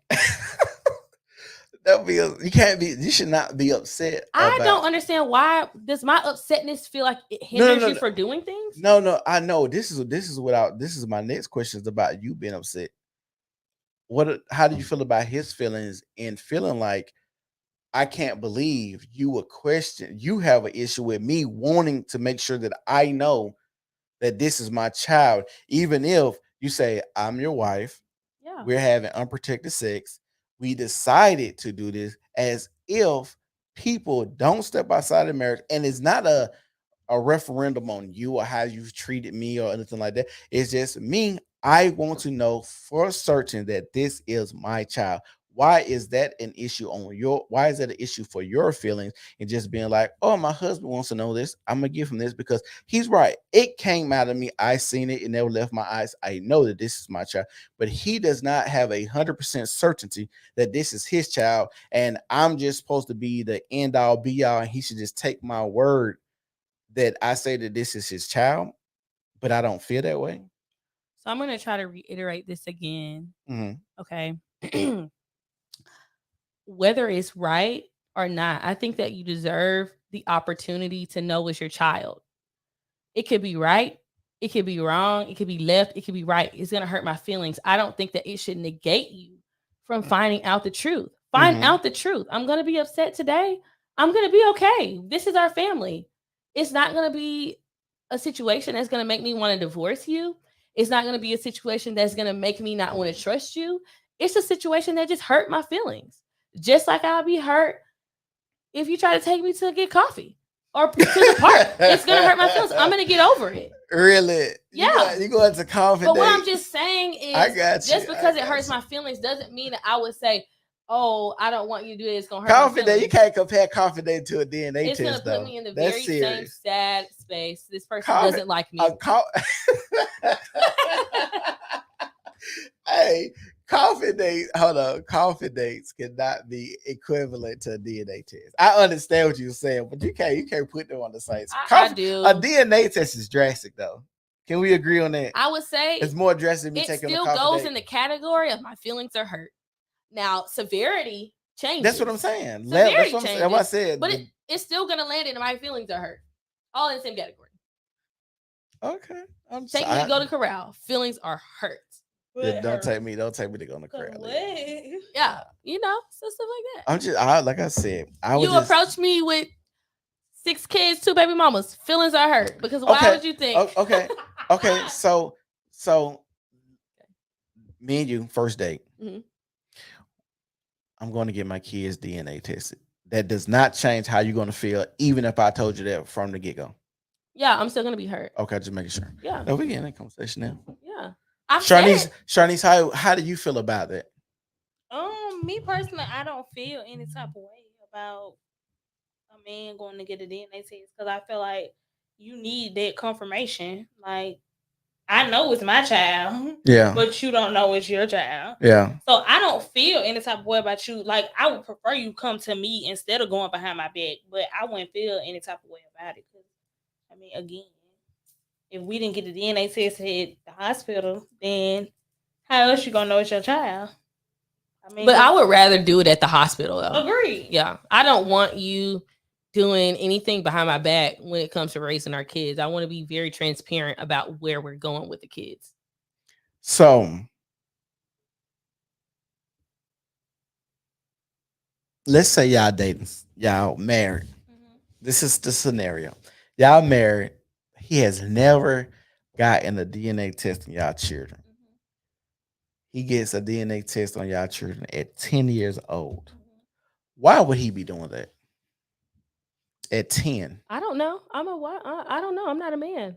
I'm just asking just thinking about the scenario of why a man will possibly, what could be the issues of why, or the reasons why a man would want to just sporadically just get a DNA test. Can you test? share? I was about to say, because honestly, he could be hearing that, this might possibly not be his child. Mm-hmm.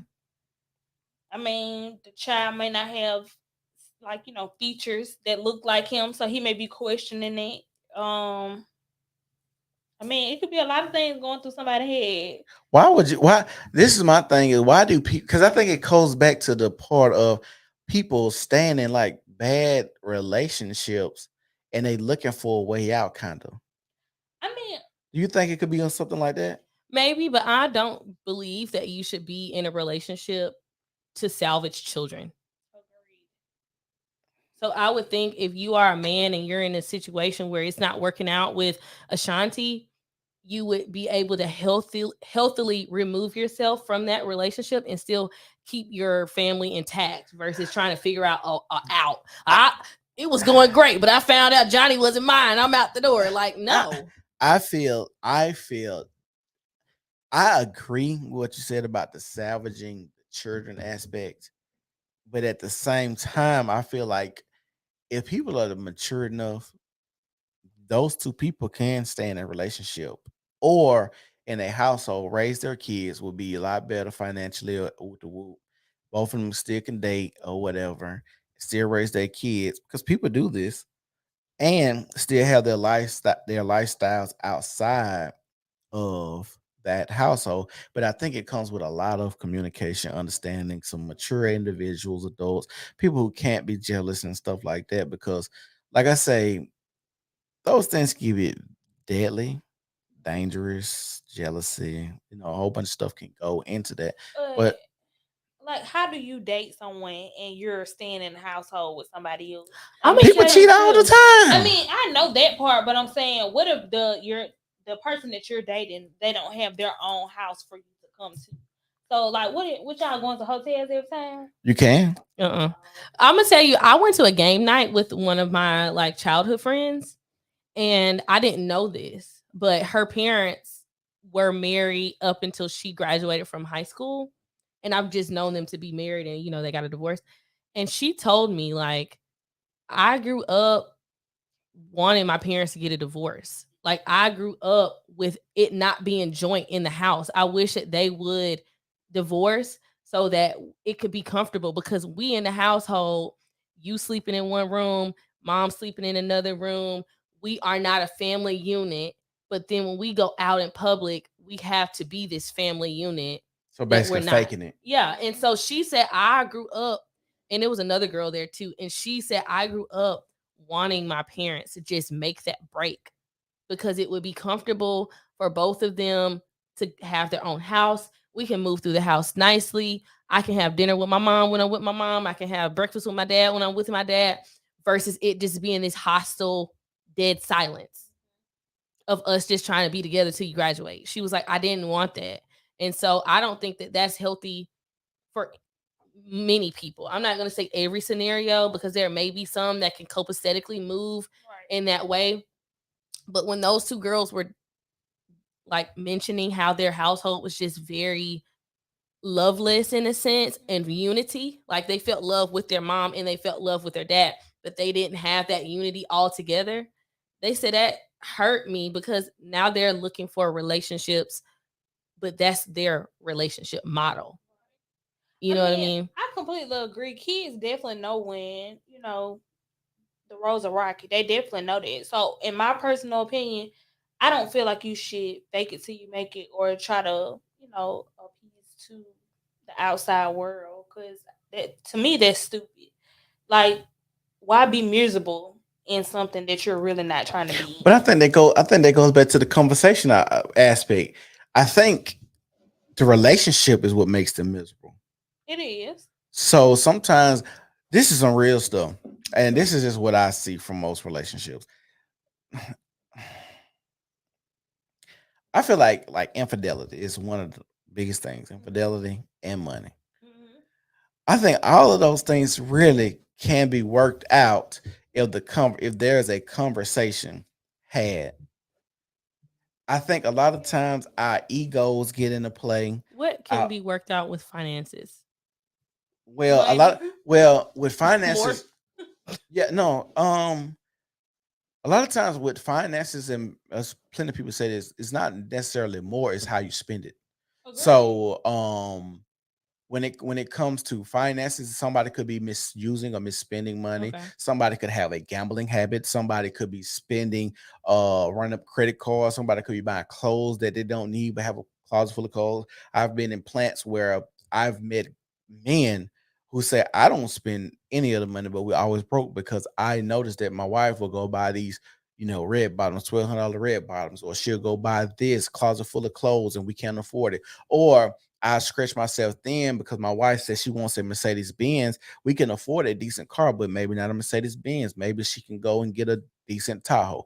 Maybe that's a $30,000 cut, but that's what we can afford. But I'm scratching myself thin, and studies show that 80% of the finances in household are controlled by women. So women typically dictate on how money's spent in a household. And I think that's part of the reason why they do want people to stay single, because women spend way more money when they're single than when they're in a marriage or a relationship. But like I said, with finances, it could just be just some mismanaging, some misusing. Hey, we need to stop this kind of spending. We need to start cooking more. Baby, you can't buy these heels. You know, Mr. Allen, you can't go put these wheels on this car like that. You know what I'm saying? So though a lot of the times it ain't about how much money you make, because what I've noticed is a lot of people that I've met that make a lot of money and still live like a check to check, Yeah. because they making the money, but then those expenses where I Right up was there. making a $400 car note, I got, maybe let's say I make 150 now, then when it got $1,000 car note. Yeah. You get what I'm saying? Yeah. I So mean, I think I think with money, we can have a serious conversation and just have you have to. But this is just, I think this is a man aspect. I don't know. I don't have this problem, but I do think from what I hear when it comes to money and having to sit down with your woman and she actually, because I think when the money becomes an issue, a lot of the times men are in control of the money and they're not really letting women know what's really going on. going on with that Mm, money. You okay. feel what I'm Yeah. saying? And so when it's kind of like, hey, baby, this are you coming up a little short here, or why didn't you pay this? Or damn, I thought I paid the light bill. We in the dark today. And now I gotta have this conversation. Now I gotta sit down and show her, hey, well, I did say I was making $100,000, but I'm really making more like 60. Oh no. What? I know You don't fucking think that happened? lying. I know you motherfucking lying. Y'all don't. You know what? Hold on, y'all don't think that happens? Does she not know what he does for work? But what he does for work probably could bring that. He may not be making it now. A And that's $60,000 lifestyle and $100K. That's just a drastic difference. could be. Or it could be like this. Let's say you work in a school system.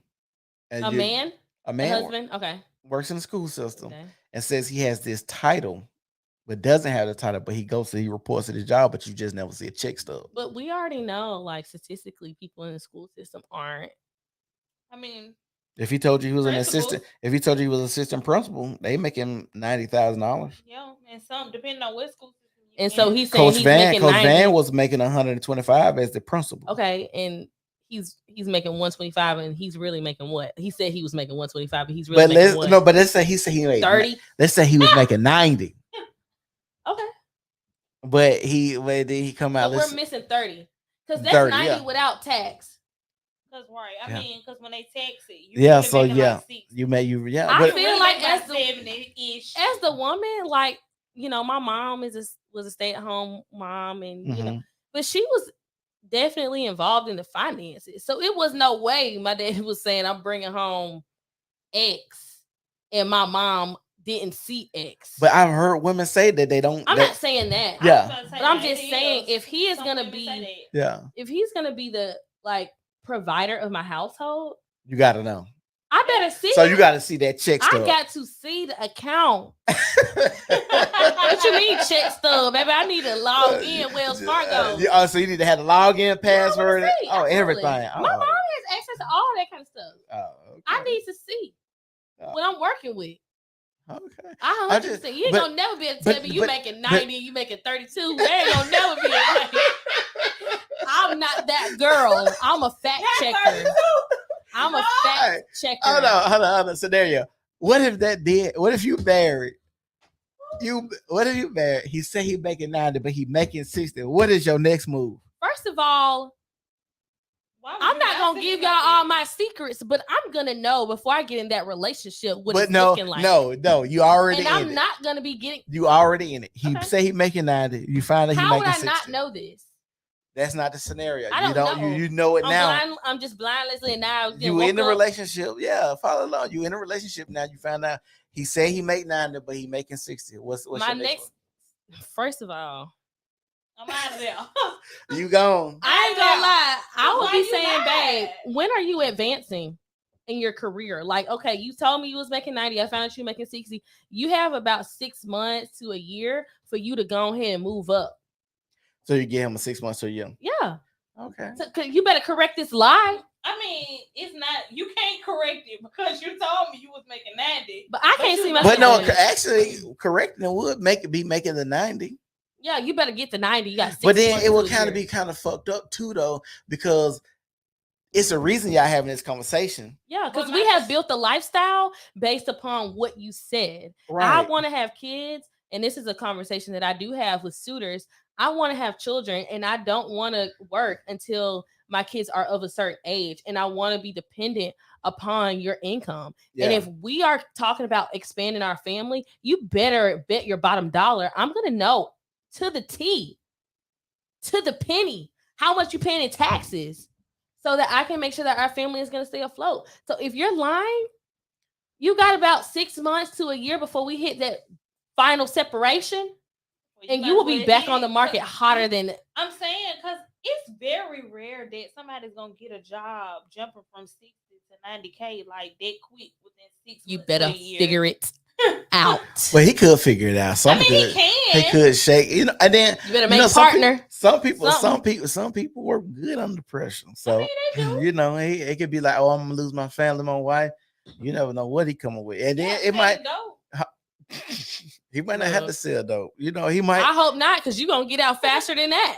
Because he might be on some. It might be on somewhere he just get a second job for a time being until he figure out what he got to do. Yeah, you got to figure it out, because I do believe, like, and you know what? I feel like I get a lot of slack for this about being knowledgeable about your potential person's finances. Mm-hmm. But that is a part of life. Like, that is a part of us growing old together. And I want to make sure that we're comfortable in that. I don't feel like men or women are at their best selves when they're in financial ruin or financial stress. I don't. I agree. And so I feel like for you to be at your best, for me to date you, I think that you need to be comfortable in your financial realm. Now, where that lies for different women, if they want a man making 80, 100, 150, 2K, 200K, you know what I mean? That's different. But I do think you need to be able to figure it out. And I don't think you need to lie about it either. Right. I mean, because honestly, men don't understand that women really respect you more when you're telling the truth. Yeah. Y'all say that. I would say me. Okay. I would prefer that you tell me the truth. Don't lie to me, because that's going to piss me off. And I ain't going to even lie. I get a little cuckoo when you doing all that lying. Mm-hmm. So I'm not going to even lie. Like, yeah, because what's the point? Plus me, I'm asking for 90K affordable gifts. Like, gifts is my love language. So you need to be able to put 90K gifts. No, I just registered what you just said. Not 90,000 gifts, but like gifts that you can afford if you're in the $90,000 range. Oh, I got you. I'm going to be asking for that. I ain't going to be asking for no gift cards to Target. Oh, okay. I'm going to be asking for a little bit more than that. So if you ain't hitting the mark on that, I'm already going to know the money is looking a little funny over there. Or you tied up with the kids. That nigga might be a rob, but then he's just going to steal what you want. Give it to me. I ain't gonna be asking for no little stuff. You bring it in 150. I want a nice gift. When we go on vacation, we at a nice resort. They say men lie. What the saying is? Men lie. Women fall in love with their ear. That's why men lie. And men fall in love with looks. That's why women wear makeup. And women fall in love with what they hear. That's why men lie. I fall in love with my eyes because I want to see my gifts too. You want to see your gifts? Oh, okay. I'm just going. That's my love language. So, honey, show me. So, what's your love language? I like giving people gifts. You like giving the gifts, and then I like people to give me gifts. I mean, but Oh yeah, she ain't a quality time person either. Yeah, I'm not. She a quality time because I think you had made a post or something about it. I honestly don't like people. I'm not gonna lie. Like, I don't like people. But you said something about living in separate households. Agreed. Like, yes. You want to you want to be married and live in a separate household.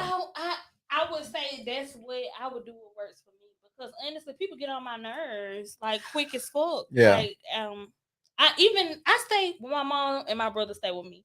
They know me, so they know when I'm bothered. Like, I don't want to be bothered. So they like, oh, okay, I'll holler at you later. Yeah. Like, so as my man, you should know when I don't want to be bothered with your ass. So like, that's me. I don't want to be up under you 24/7. Like, so I haven't found a man that I want to be up under 24/7. Me either. So, but I don't mind. I want my husband to be in that bed every night. We ain't got to touch like that. I mean, of course, I'm. So you want your man to stay with you?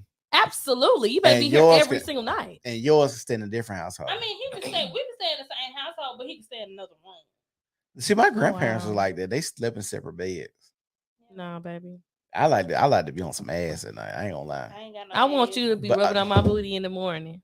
Now you want a nigga to rub on you in the morning, but not at night. I mean, I'm just saying night, but I'm just saying I want you to be there. I do not want you to be laying on somewhere else now. I mean, I'm not saying every night. I get you. But, I get it.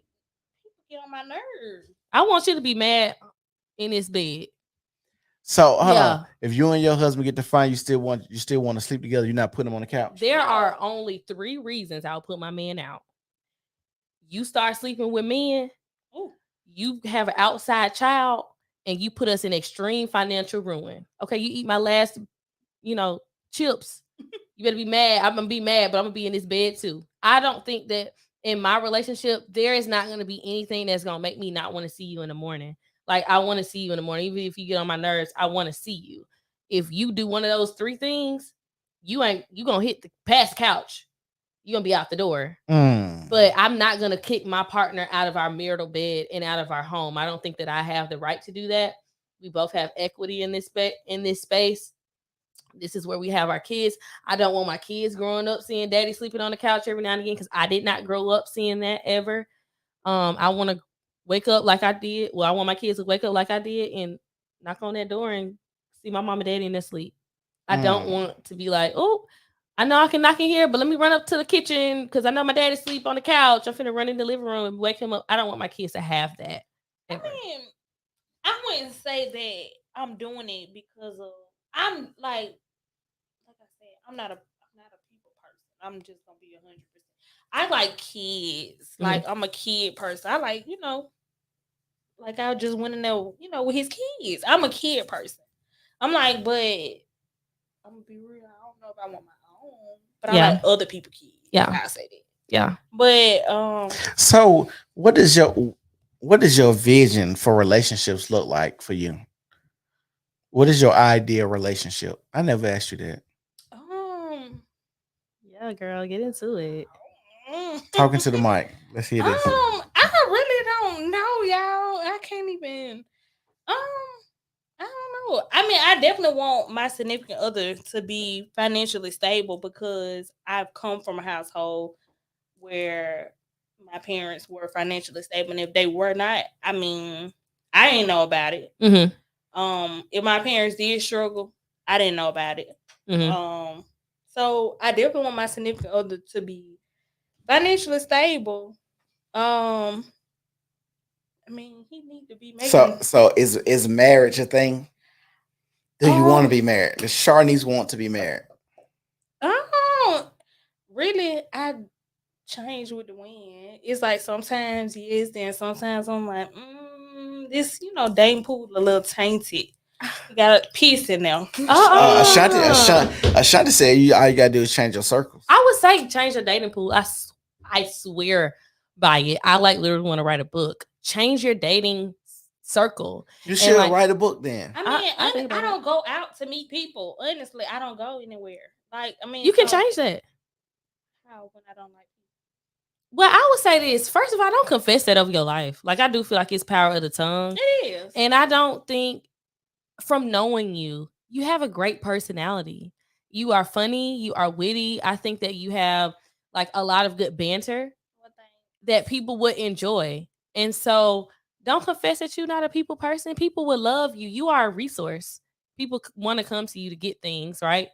You have a boutique or a boutique, you know what I mean? And you have different things. People are coming to you. And I think that you should definitely play on that. Like, you have a great personality. And I think that men would be happy to be around you. You know what I mean? You're just like this little flower girl. Come on, blossom. I mean, because I feel like I'm not a people person because I am antisocial. That's why I would say because I am very antisocial. You're shy. I wouldn't say you're antisocial. I would say you're shy. And I think I identify with being shy too. But I would say since I've taken a new approach to being like, I'm shy, but I'm comfortable in who I am. And I know that other people are going to appreciate experiencing me. I think you should take that approach. Men are going to appreciate experiencing you. If you're not the perfect one for them, you can help curate them to be who they need to be for the next one. And that's how I feel. Like, you don't want to raise a man for another woman. No, I'm not doing that. I don't do that. But what I will say is my standard is where my standard is. Right. And so you're not gonna leave me, I hope, and think that you're gonna revert back and get better than me. Because it's not. Like, I even have, exes to this day text me last night trying to see me in Birmingham. No, I ain't talked to you in a year. I ain't seen you in over a year. I changed your life. I know I did. I know you want to be, I know you want to be back over here. It's fine. They love it here. But I will say in the same regard, Don't say you antisocial, but I will say change your dating pool. When you're around men that make you comfortable, you are going to be so easily like not you may not be easily like accessible in that realm. I You was know what I about to mean? say something, but I ain't gonna say it. Why? It's okay because I'm Because talking. because But she you told me something earlier, but I ain't gonna say don't it. say it on here. Don't say it I on ain't here. gonna say it. Okay, well, say it off of here then. Yeah, don't say it on here. No, But it would have been a fun. It was gonna be funny but joke, what but I'm I ain't saying like is that. No, like she telling you right what she's saying. She telling you right. you when you're around men that make you comfortable, because I'm in that space where I'm like, I'm not a personal touch person. I haven't found a man that makes me feel comfortable just like being on them. Do you think it's a band out there for that? I do. I do. And I think it takes me trying to work through that boundary that I have where I'm just like, ugh. How do you feel when a man like what feeling goes through your body? Like it's like, I'm grossed out, I'm I uncomfortable, mean, I'm a I'm not gonna lie, I'm the same way, but I have to be solely like 100% lax around you for me to be okay with you touching me and being up under me. Like I said, I haven't found a man that I want to be under 24/7. I mean, Yeah. it's like literally with my ex and I was engaged. I was eagered when this man had to go to work at night. I'm not gonna even lie. Like I was like, "Do you gotta work tonight?" And he like, "Yeah, why?" I'm like, "Oh, I'm just asking." Yeah. And I'm spending the night at his house all the time, but I was just elated Yeah. that this man was going to work. So I think can that sleep in the bed by myself. okay, I think that also caters to our introvertness. We recharge alone. Right. You know what I mean? And so I think for me, when I'm out and I'm engaging, Mm-hmm. I feel like I'm a mix between extrovert and introvert, but sometimes I feel like it is too overwhelming. And like we're in this public Agreed. place and you're trying to be up on me, and it's a lot of variables that I don't like. Like I'm not a big PDA person. I like to hold hands. I don't want to be at a restaurant, at a bar, and you're like feeling on me. I don't think that's appropriate. I don't want to be at the movie theaters with the reclining seats and you leaning up against me. It's kids. It's people around. Like this is a bedroom thing. We ain't in the bedroom. We're in public. And so when I feel like a man is I'm a big PDA person. I don't care where I'm at. when a man is on me, I don't care where I'm at. I just feel I'm suffocated. It's smacking just on not how I booties. receive love. I'm gonna grab a titty in Walmart. If you want to show me Publix. love, my love language is just gifts. Like that's how you I'ma can show me kiss on love. you. Maybe if you Kiss stimulate on me your and I'm leg. full in that aspect, maybe I want to hug up on you. If I it's want to kiss up on you. if it's a great restaurant, they got a door that locks the bathroom. I might go pull you in the bathroom, bend you over the counter. That is illegal. I ain't got caught yet. Ben, my wife ain't got caught yet. Yeah, I'm not saying that you won't And get so caught. it's just something that we like to fact do. that it is illegal. It is definitely illegal. Yeah, you will probably get a sex offender and all that type of Yeah. stuff. But like I'm saying, like I'm But a big it's PDA. comfortable. But it's for you crazy guys. y'all say that because like I was just telling you earlier, my wife was the same way because she was like, you just think you could just touch on me like that? I'm like, yeah, why not? We in a relationship. I don't like when you just touch on me like you just grab on my butt like that. You just grab on my titty like that. Like, yeah, nigga, like we in a relationship. And now it's like y'all see them TikTok when it's like when you first get together, you smack on the butt. Then and like then when you don't do it, yeah, she's see, like, what the fuck going on? And that's what we I at now. aspire to get to that. Yeah. It's just uncomfortable for me right now. I mean, like that's what I'm saying. I don't know. Like for real talk.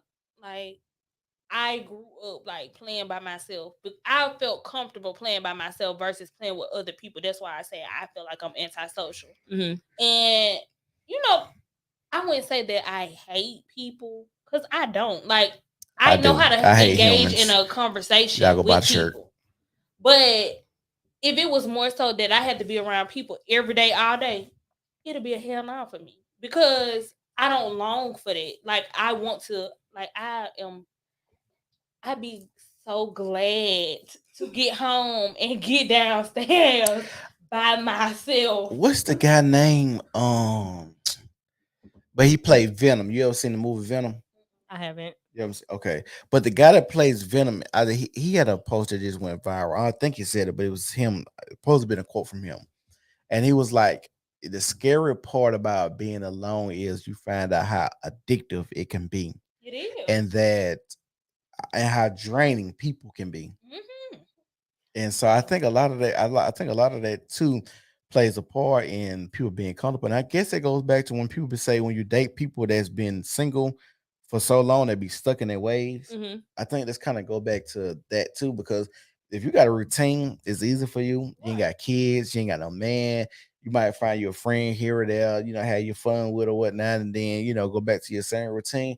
It'd be kind of hard to transition to somebody, especially if you got a man that's requiring a lot of your time. He's Right. saying, Yeah. "Hey, can you make me this? Can you do this for me?" Because, like I was telling her, we was talking about this nothing box earlier. Oh, yeah, the nothing box. We was talking about a nothing box, and I was like, me and my wife was having a conversation. I was like, we were sitting on the couch, how it started, and she's like, "What you thinking about?" I was like, "I ain't thinking about nothing. I'm in the nothing box." She's like, "What the fuck is that?" I'm like, "Literally, nothing is on my brain." Mm-hmm. She was like, "How do you do that?" I'm like, it just is. So she goes to work, asks the women, and basically the women give her the same answer she gave me. Like, what is that? And she said when the women and the men was in mixed company, she said she asked the man the question. The man was like, "Yeah, I have nothing box. Like, I can literally be sitting there and not think of anything." And I was just saying that, telling her this while I was like, as a woman, the stuff that y'all think about and adding that extra stress of Mm-hmm. just family, kids, diapers got to be bought, this needs to be stocked up in the house, work. Then, like, y'all minds don't never shut off. I do think though, I do think in some regard you're trading off some thoughts What for you mean? others. So like I would say when I get married, like okay, it's still the same thoughts, but like I believe I'm going to transition to be at home when I have kids. So like I don't really too Oh, much. it's about like won't be working. Yeah, you know Okay. what I mean? Like I still want to have a business, Mm, but it's not going to be something that I want to have like a day-to-day like itinerary of how to run it. And Would so you hire somebody to work your business so when you have kids? what I want to do is I want to have my medical spa. I want to transition to where I'm not taking clients every day. Mm-hmm. Um I want to maybe delegate someone to manage it. You know Okay. what I mean? And I kind of want to come in and see how my business is doing, but I do want to focus on my family and my kids during those primary years. And I also want to get into some real estate things too. And I know that those things are tedious. But by the time I decide to have kids, I want to be in a routine to where I'm not waking up at 6 o'clock, getting ready for clients, rolling steam towels, turning the wax pot on, you know what I mean? And doing that things that I Right. do now. And so I do think the trajectory of where I see my life, I would be trading some of that work stress and personal stress for family stuff. So it won't be a multitude of I got you. combining those two worlds. It Right. would be focusing on my baby. I mean, that's true, but as a woman, your mind is always jumbled. Yeah. Like, it's never gonna be focused on Yeah. one thing like a man. Like they can focus on, okay, I'm playing the game. Yeah. They said, You gonna be playing the game, you're gonna be cooking, you're gonna be doing this. Like Yeah. your mind is doing everything Yeah. 1,000 miles per hour. they Yeah. said a woman's mind is like a ball of yarn. It is. And they said a man's mind is like boxes, and men compartmentalize things. And so if I'm thinking in this box, I'm only in this box. I don't have a whole bunch of stuff that's in this one box. So that never works in my mind. And I think that's why we're so different, even in thought processes of a lot of stuff that goes on, because even having conversations a lot like with women, I can have those conversations where it's like just a simple conversation. We on this subject, and that subject goes to something else where they're trying to intertwine, because it's like when I'm talking to them, I'm looking at them, their mind is going like they thinking about, well, what about this? What about this? What about this? I'm like, we just stay right here. Mhm. Just stay right here So do with you me. feel like I do that? Yeah. You've done it before. I got a friend that does it a lot. I ain't gonna even say her name. I know she be watching, but I got a friend that she do that shit I a lot, mean, and you it's ain't got too many female friends. she knows about her, but I ain't gonna say her name. But I told her about it, and I told her that's why she's single now. Oh wow. Really? Yeah, Did she want to hear that from you? We was having a conversation about relationships. Sure she did. Okay. No. As a matter of fact, in this instance, she did want to hear from me because she was talking about why she wasn't single. And that conversation was brought to me, and we was having a conversation, and I was like, well, the reason that you're single is because you do this. You're so indecisive. You say you want one thing and then you want another. For instance, this one time she said, I really like this guy. I think I'm gonna cut off all my hoes. That's what she says, right? Then she called for a relationship or just to focus on him? To be in a relationship with. She was like, I'm gonna do a relationship with this guy. Okay. Then she said, calls back, and she's like all in the happy mood. She's jovial, she's laughing and giggly. I was like, what's going on? And I'm like, okay, so you and your friend went on a date. She said you would cut off. She was like, no, I went on a date with somebody else. And I said, I thought you said you're gonna cut off all your other hoes to be pursue this other dude. Well, yeah, I said that yesterday, but today I don't know. I had a good time on this date. That's why we love tomorrow. Tomorrow, we love tomorrow. But I'm just saying, so it's like you so indecisive about. I do think women, we do know why we're single deep down inside. Do you have friends that you think you'll date? No. Not on no gay stuff, but if you were a man, how they act, do you think they have qualities like, I could probably absolutely. Yes. Yeah. You wouldn't date your friends? Not females. It's no quality that you just see like, I think I want to date them. Really? I got some friends, man. Why you look like that? Why you look like that? I mean, I had one female friend. Like, she just Really? She too much. And then but my friends are in relationships though. So. I mean, mine are too. Like one is married and one is not. Yeah. But the one that's not, she crazy. She knows she crazy. Like, that's crazy. And then the one that's married, no either. Really? That's another story. Wow. Well, we're gonna end it on this question. I got a question for both of y'all. Okay. Because we're going long. It's almost 2 hours. Oh, it is 2 hours. Would y'all date yourselves? I definitely would. I wouldn't, like I said, I feel like my flaw is that I have a smart mouth. You know that. But, okay. But I know when to shit the fuck up. I say that. Like if I'm dating somebody and I know when to be quiet. What would it take for you to shut the fuck up dating a man? I wouldn't say like, I don't know. Like I've been in relationships and he could just give me a look and be like, okay, that's enough. Oh, so you got to that point in a relationship where a person can give you a look and you know to shut up. Yeah, like not that I feel like he gonna put his hands. No, I get what you said. Just like a parent looking at a child, sometimes like they know, like for sure. I know when to be quiet. I definitely do. Because you could tell, like if you've been with somebody long enough, you could definitely tell he's getting agitated and he's like, okay, like look, this enough. Yeah. Like so, I'm like, yes, I know when to shut up. Okay, what is that hard about dating you? I feel like because I got a smart mouth, and then what else? Like I'm not. You say you got a smart mouth. You're not really a people person. Or you don't want a man that's up under you all the time. You don't like to go out. No, I go out with my man if he wants to go out. Okay. But like, I wouldn't say wants, but I go out, with him. Okay. Or I say, okay, I want to go on a date, such. But okay. Yeah. I mean, I definitely go out because if I like to go out of. I like to go out of out of town, out of the country, traveling, stuff like that. Yeah. I'm not a Birminghamian. Yeah. I feel like it get played out. Yeah. But other than that, I don't feel like I have any other issues. So you would date yourself? Yes. Okay. Ashanti, would you date yourself? Absolutely. I feel like I am definitely a gem. I'm smart. I'm tenacious. I am all around just perfect candidate. So what do you feel like are your flaws? I feel like some of my flaws are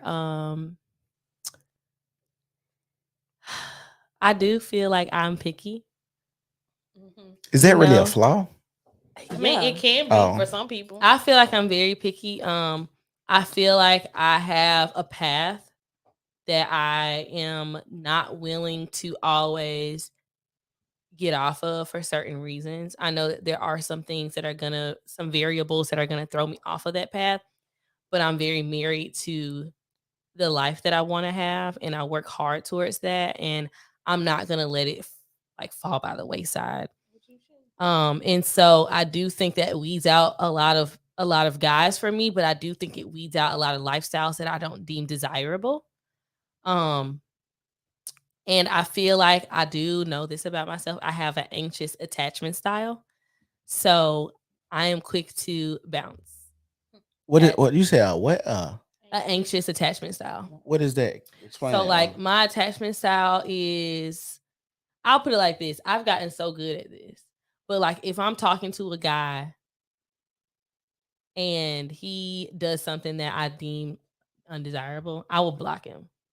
Like I've been on the phone with a guy and I know, ooh, this is the last time we're gonna ever talk. I will block him while we're on the phone. I will like literally block him while we're talking. Really? And my line is, okay, I'll just talk to you a different time. And I will just Oh, damn. a different time. If I say, oh, I'm gonna call you back, I'm gonna call you later. But if I say, oh, let's just talk a different time, we're not gonna talk again.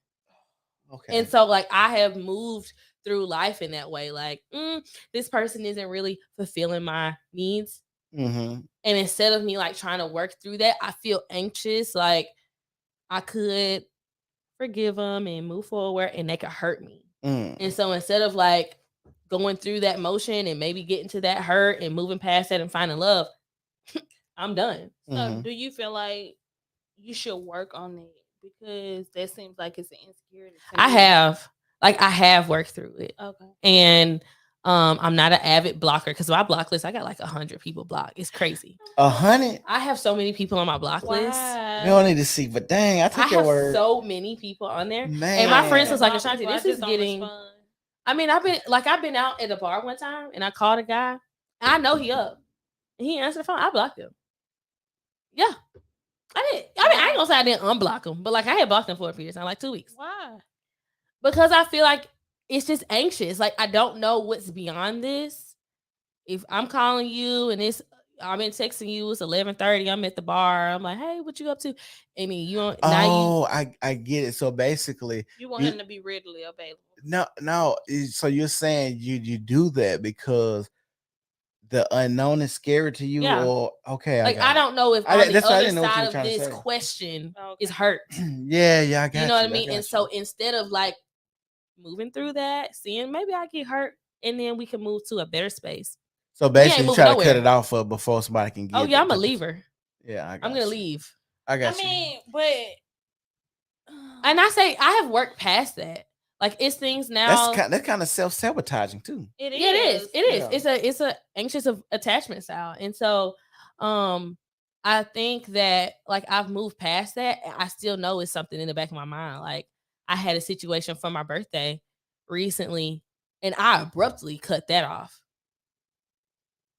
for good reason. Right. But I abruptly cut that off. But it took me time to say, okay, Ashanti, are you moving through this anxiousness of like this person is kind of doing stuff that you don't like, or is this really a deal breaker? Mm-hmm. And it was definitely a deal breaker. But I had to go through mentally to just assess what's going on before I didn't assess. Mm-hmm. I ain't like it, block it. I don't like it, move on. I'm on to the next. I'm on to the next.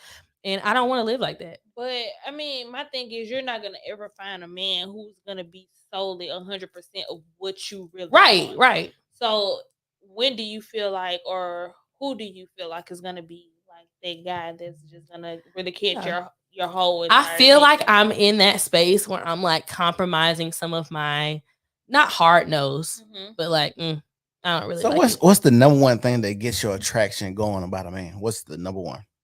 I like a successful man in all regards. I want you to be successful in society. Like I want you to be in a good social standing. I want you to be in a good financial standing. I want you to be in a good career standing. I want you to be connected to God.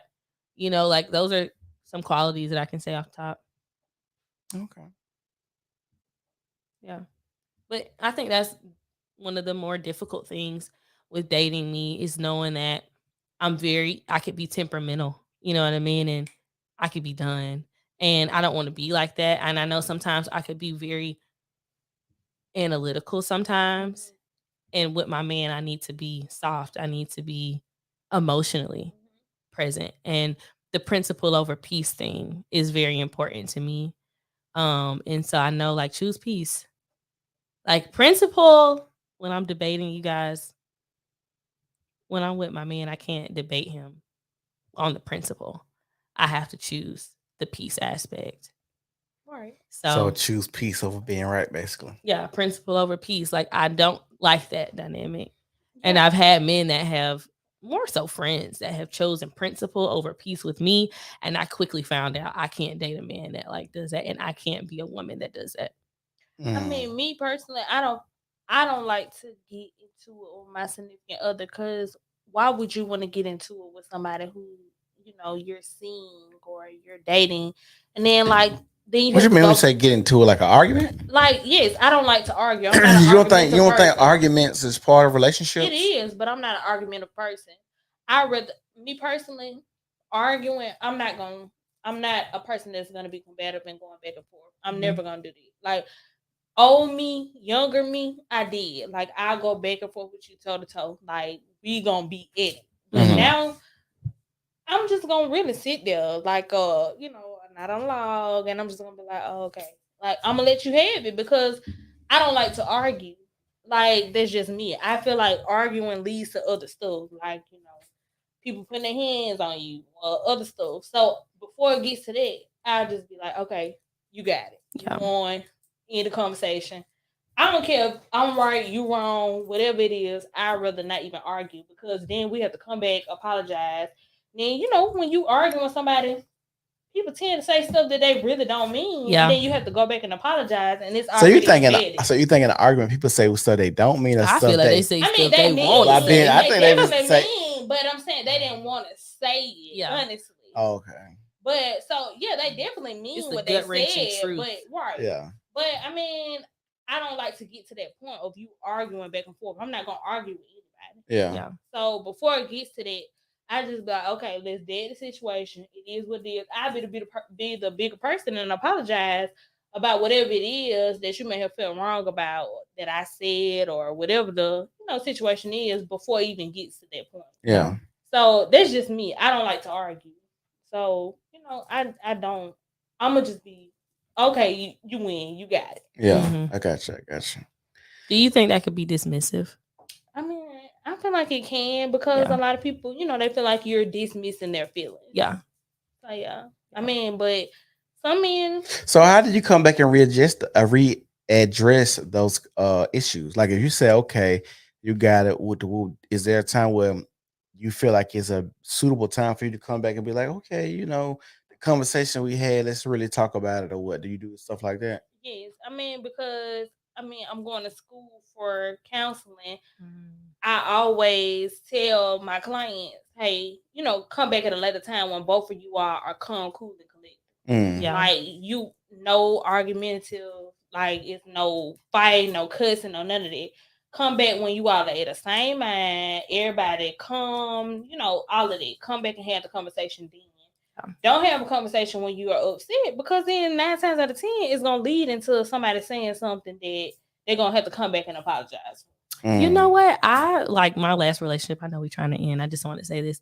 My last relationship, we went to counseling, and I found out I'm like a popcorn processor. So like if you do something to me at 7 o'clock, I know at 7:01 how I feel, how I know everything. Right. And my partner was like a crock pot. You know what I mean? I do some Real Monday. slow. I did something on Monday. We talked about it on Monday. I'm done. Like after that conversation, I have said everything I need. I'm sleeping peacefully. I'm good. I'm moving on to the next day. Next Friday, baby, last time we had a conversation a week ago. Da, da, da. And like I know I'm dismissive because I've already mentally dumped that. Right. So I'm like, okay, well, what you want to say? That's kind of how I am, like the crock pot. Okay, how you want to say anything else? Or okay, well, like I said 2 weeks ago. Right. We already processed. And so it's hard for me to, I'm not gonna say care about it, but the urgency has moved so down on the totem pole for me. And like for my partner, it was so high because it's like I've been sitting with this, I've been thinking about this for 2 weeks, blah, blah, blah. And so I do know I don't like to date men like that. I don't want somebody fast like me, but I can't do the 2 weeks later type stuff. I can't. Like So mentally, I can't. what's a good time frame to discuss an argument with you? Like you got 3-day window, 2-day window. Yeah, 2-3 days. Okay. Yeah, if it's after 3 days, if it's after 72 hours, I think you need to talk to God. I don't know. You know what I mean? I don't know what else I can do to fix that. Yeah. Unless it's like a big argument or, something that's lasting. Mm-hmm. But if it's like a argument because you said something to me that I didn't like, I'm not even ready to keep talking to you about this in 2 weeks. Yeah. Just continue to say what you have to say. I'm going to give you the floor, but I don't have much to regurgitate because I've said everything that I wanted to say. Yeah, I got you. And it did come off dismissive to him, but it was all I had. I ain't had nothing else to give. First of all, I forgot what I said. I didn't have other mental arguments in my head. You know what I mean? Right. Like, what? So I do feel like that's something I could probably work on too. Just being a little bit more patient with the crock pots of it all. You said you don't need no man like that. Mm-mm. Anything I want to tell the good people before we get out? Closing statements. Thank you for tuning in. Please follow us on our social media platforms. Ashanti Jordan on social media. Follow me, and Aesthetically Ashanti on social media platforms as well. Charlize. And the same, follow me. Even though I was nervous, y'all, but follow me on Facebook at Nisa Betts and on all platforms, Divine Royalties. And if you've been watching for a minute, oh dang. If you've been watching for a minute, you know it's the New Normal Podcast. We on Facebook, TikTok, Twitter, YouTube, and Instagram under the New Normal Podcast. Y'all make sure y'all go follow, give us a share, hit the comment sections, like the videos, and give us feedback. What could be better? Content y'all would like us to discuss. And we're trying to grow this channel, and this channel is for everybody. I want to tell y'all, thank y'all for tuning in. It's been a long night. We're going on 2:30. We had a good conversation. I want to thank my lovely guests for coming through. And it's the New Normal Podcast, and we gone. And hopefully Shanice can hit that end broadcast button up there. You see it? Is the mouse on the main screen and on the laptop? Bye. You see the mouse over there? Scroll it to the side. Scroll it to us this way, then the other side. See if it come on the screen. There you go. All right, hit end broadcast over there. All the way to the corner. The red. In the corner. Yeah, there you go. Keep going. It's up there. It's right on the green. In the green. There you go. You see it? There you go. Hit end broadcast. Bye, guys. And go down. There you go.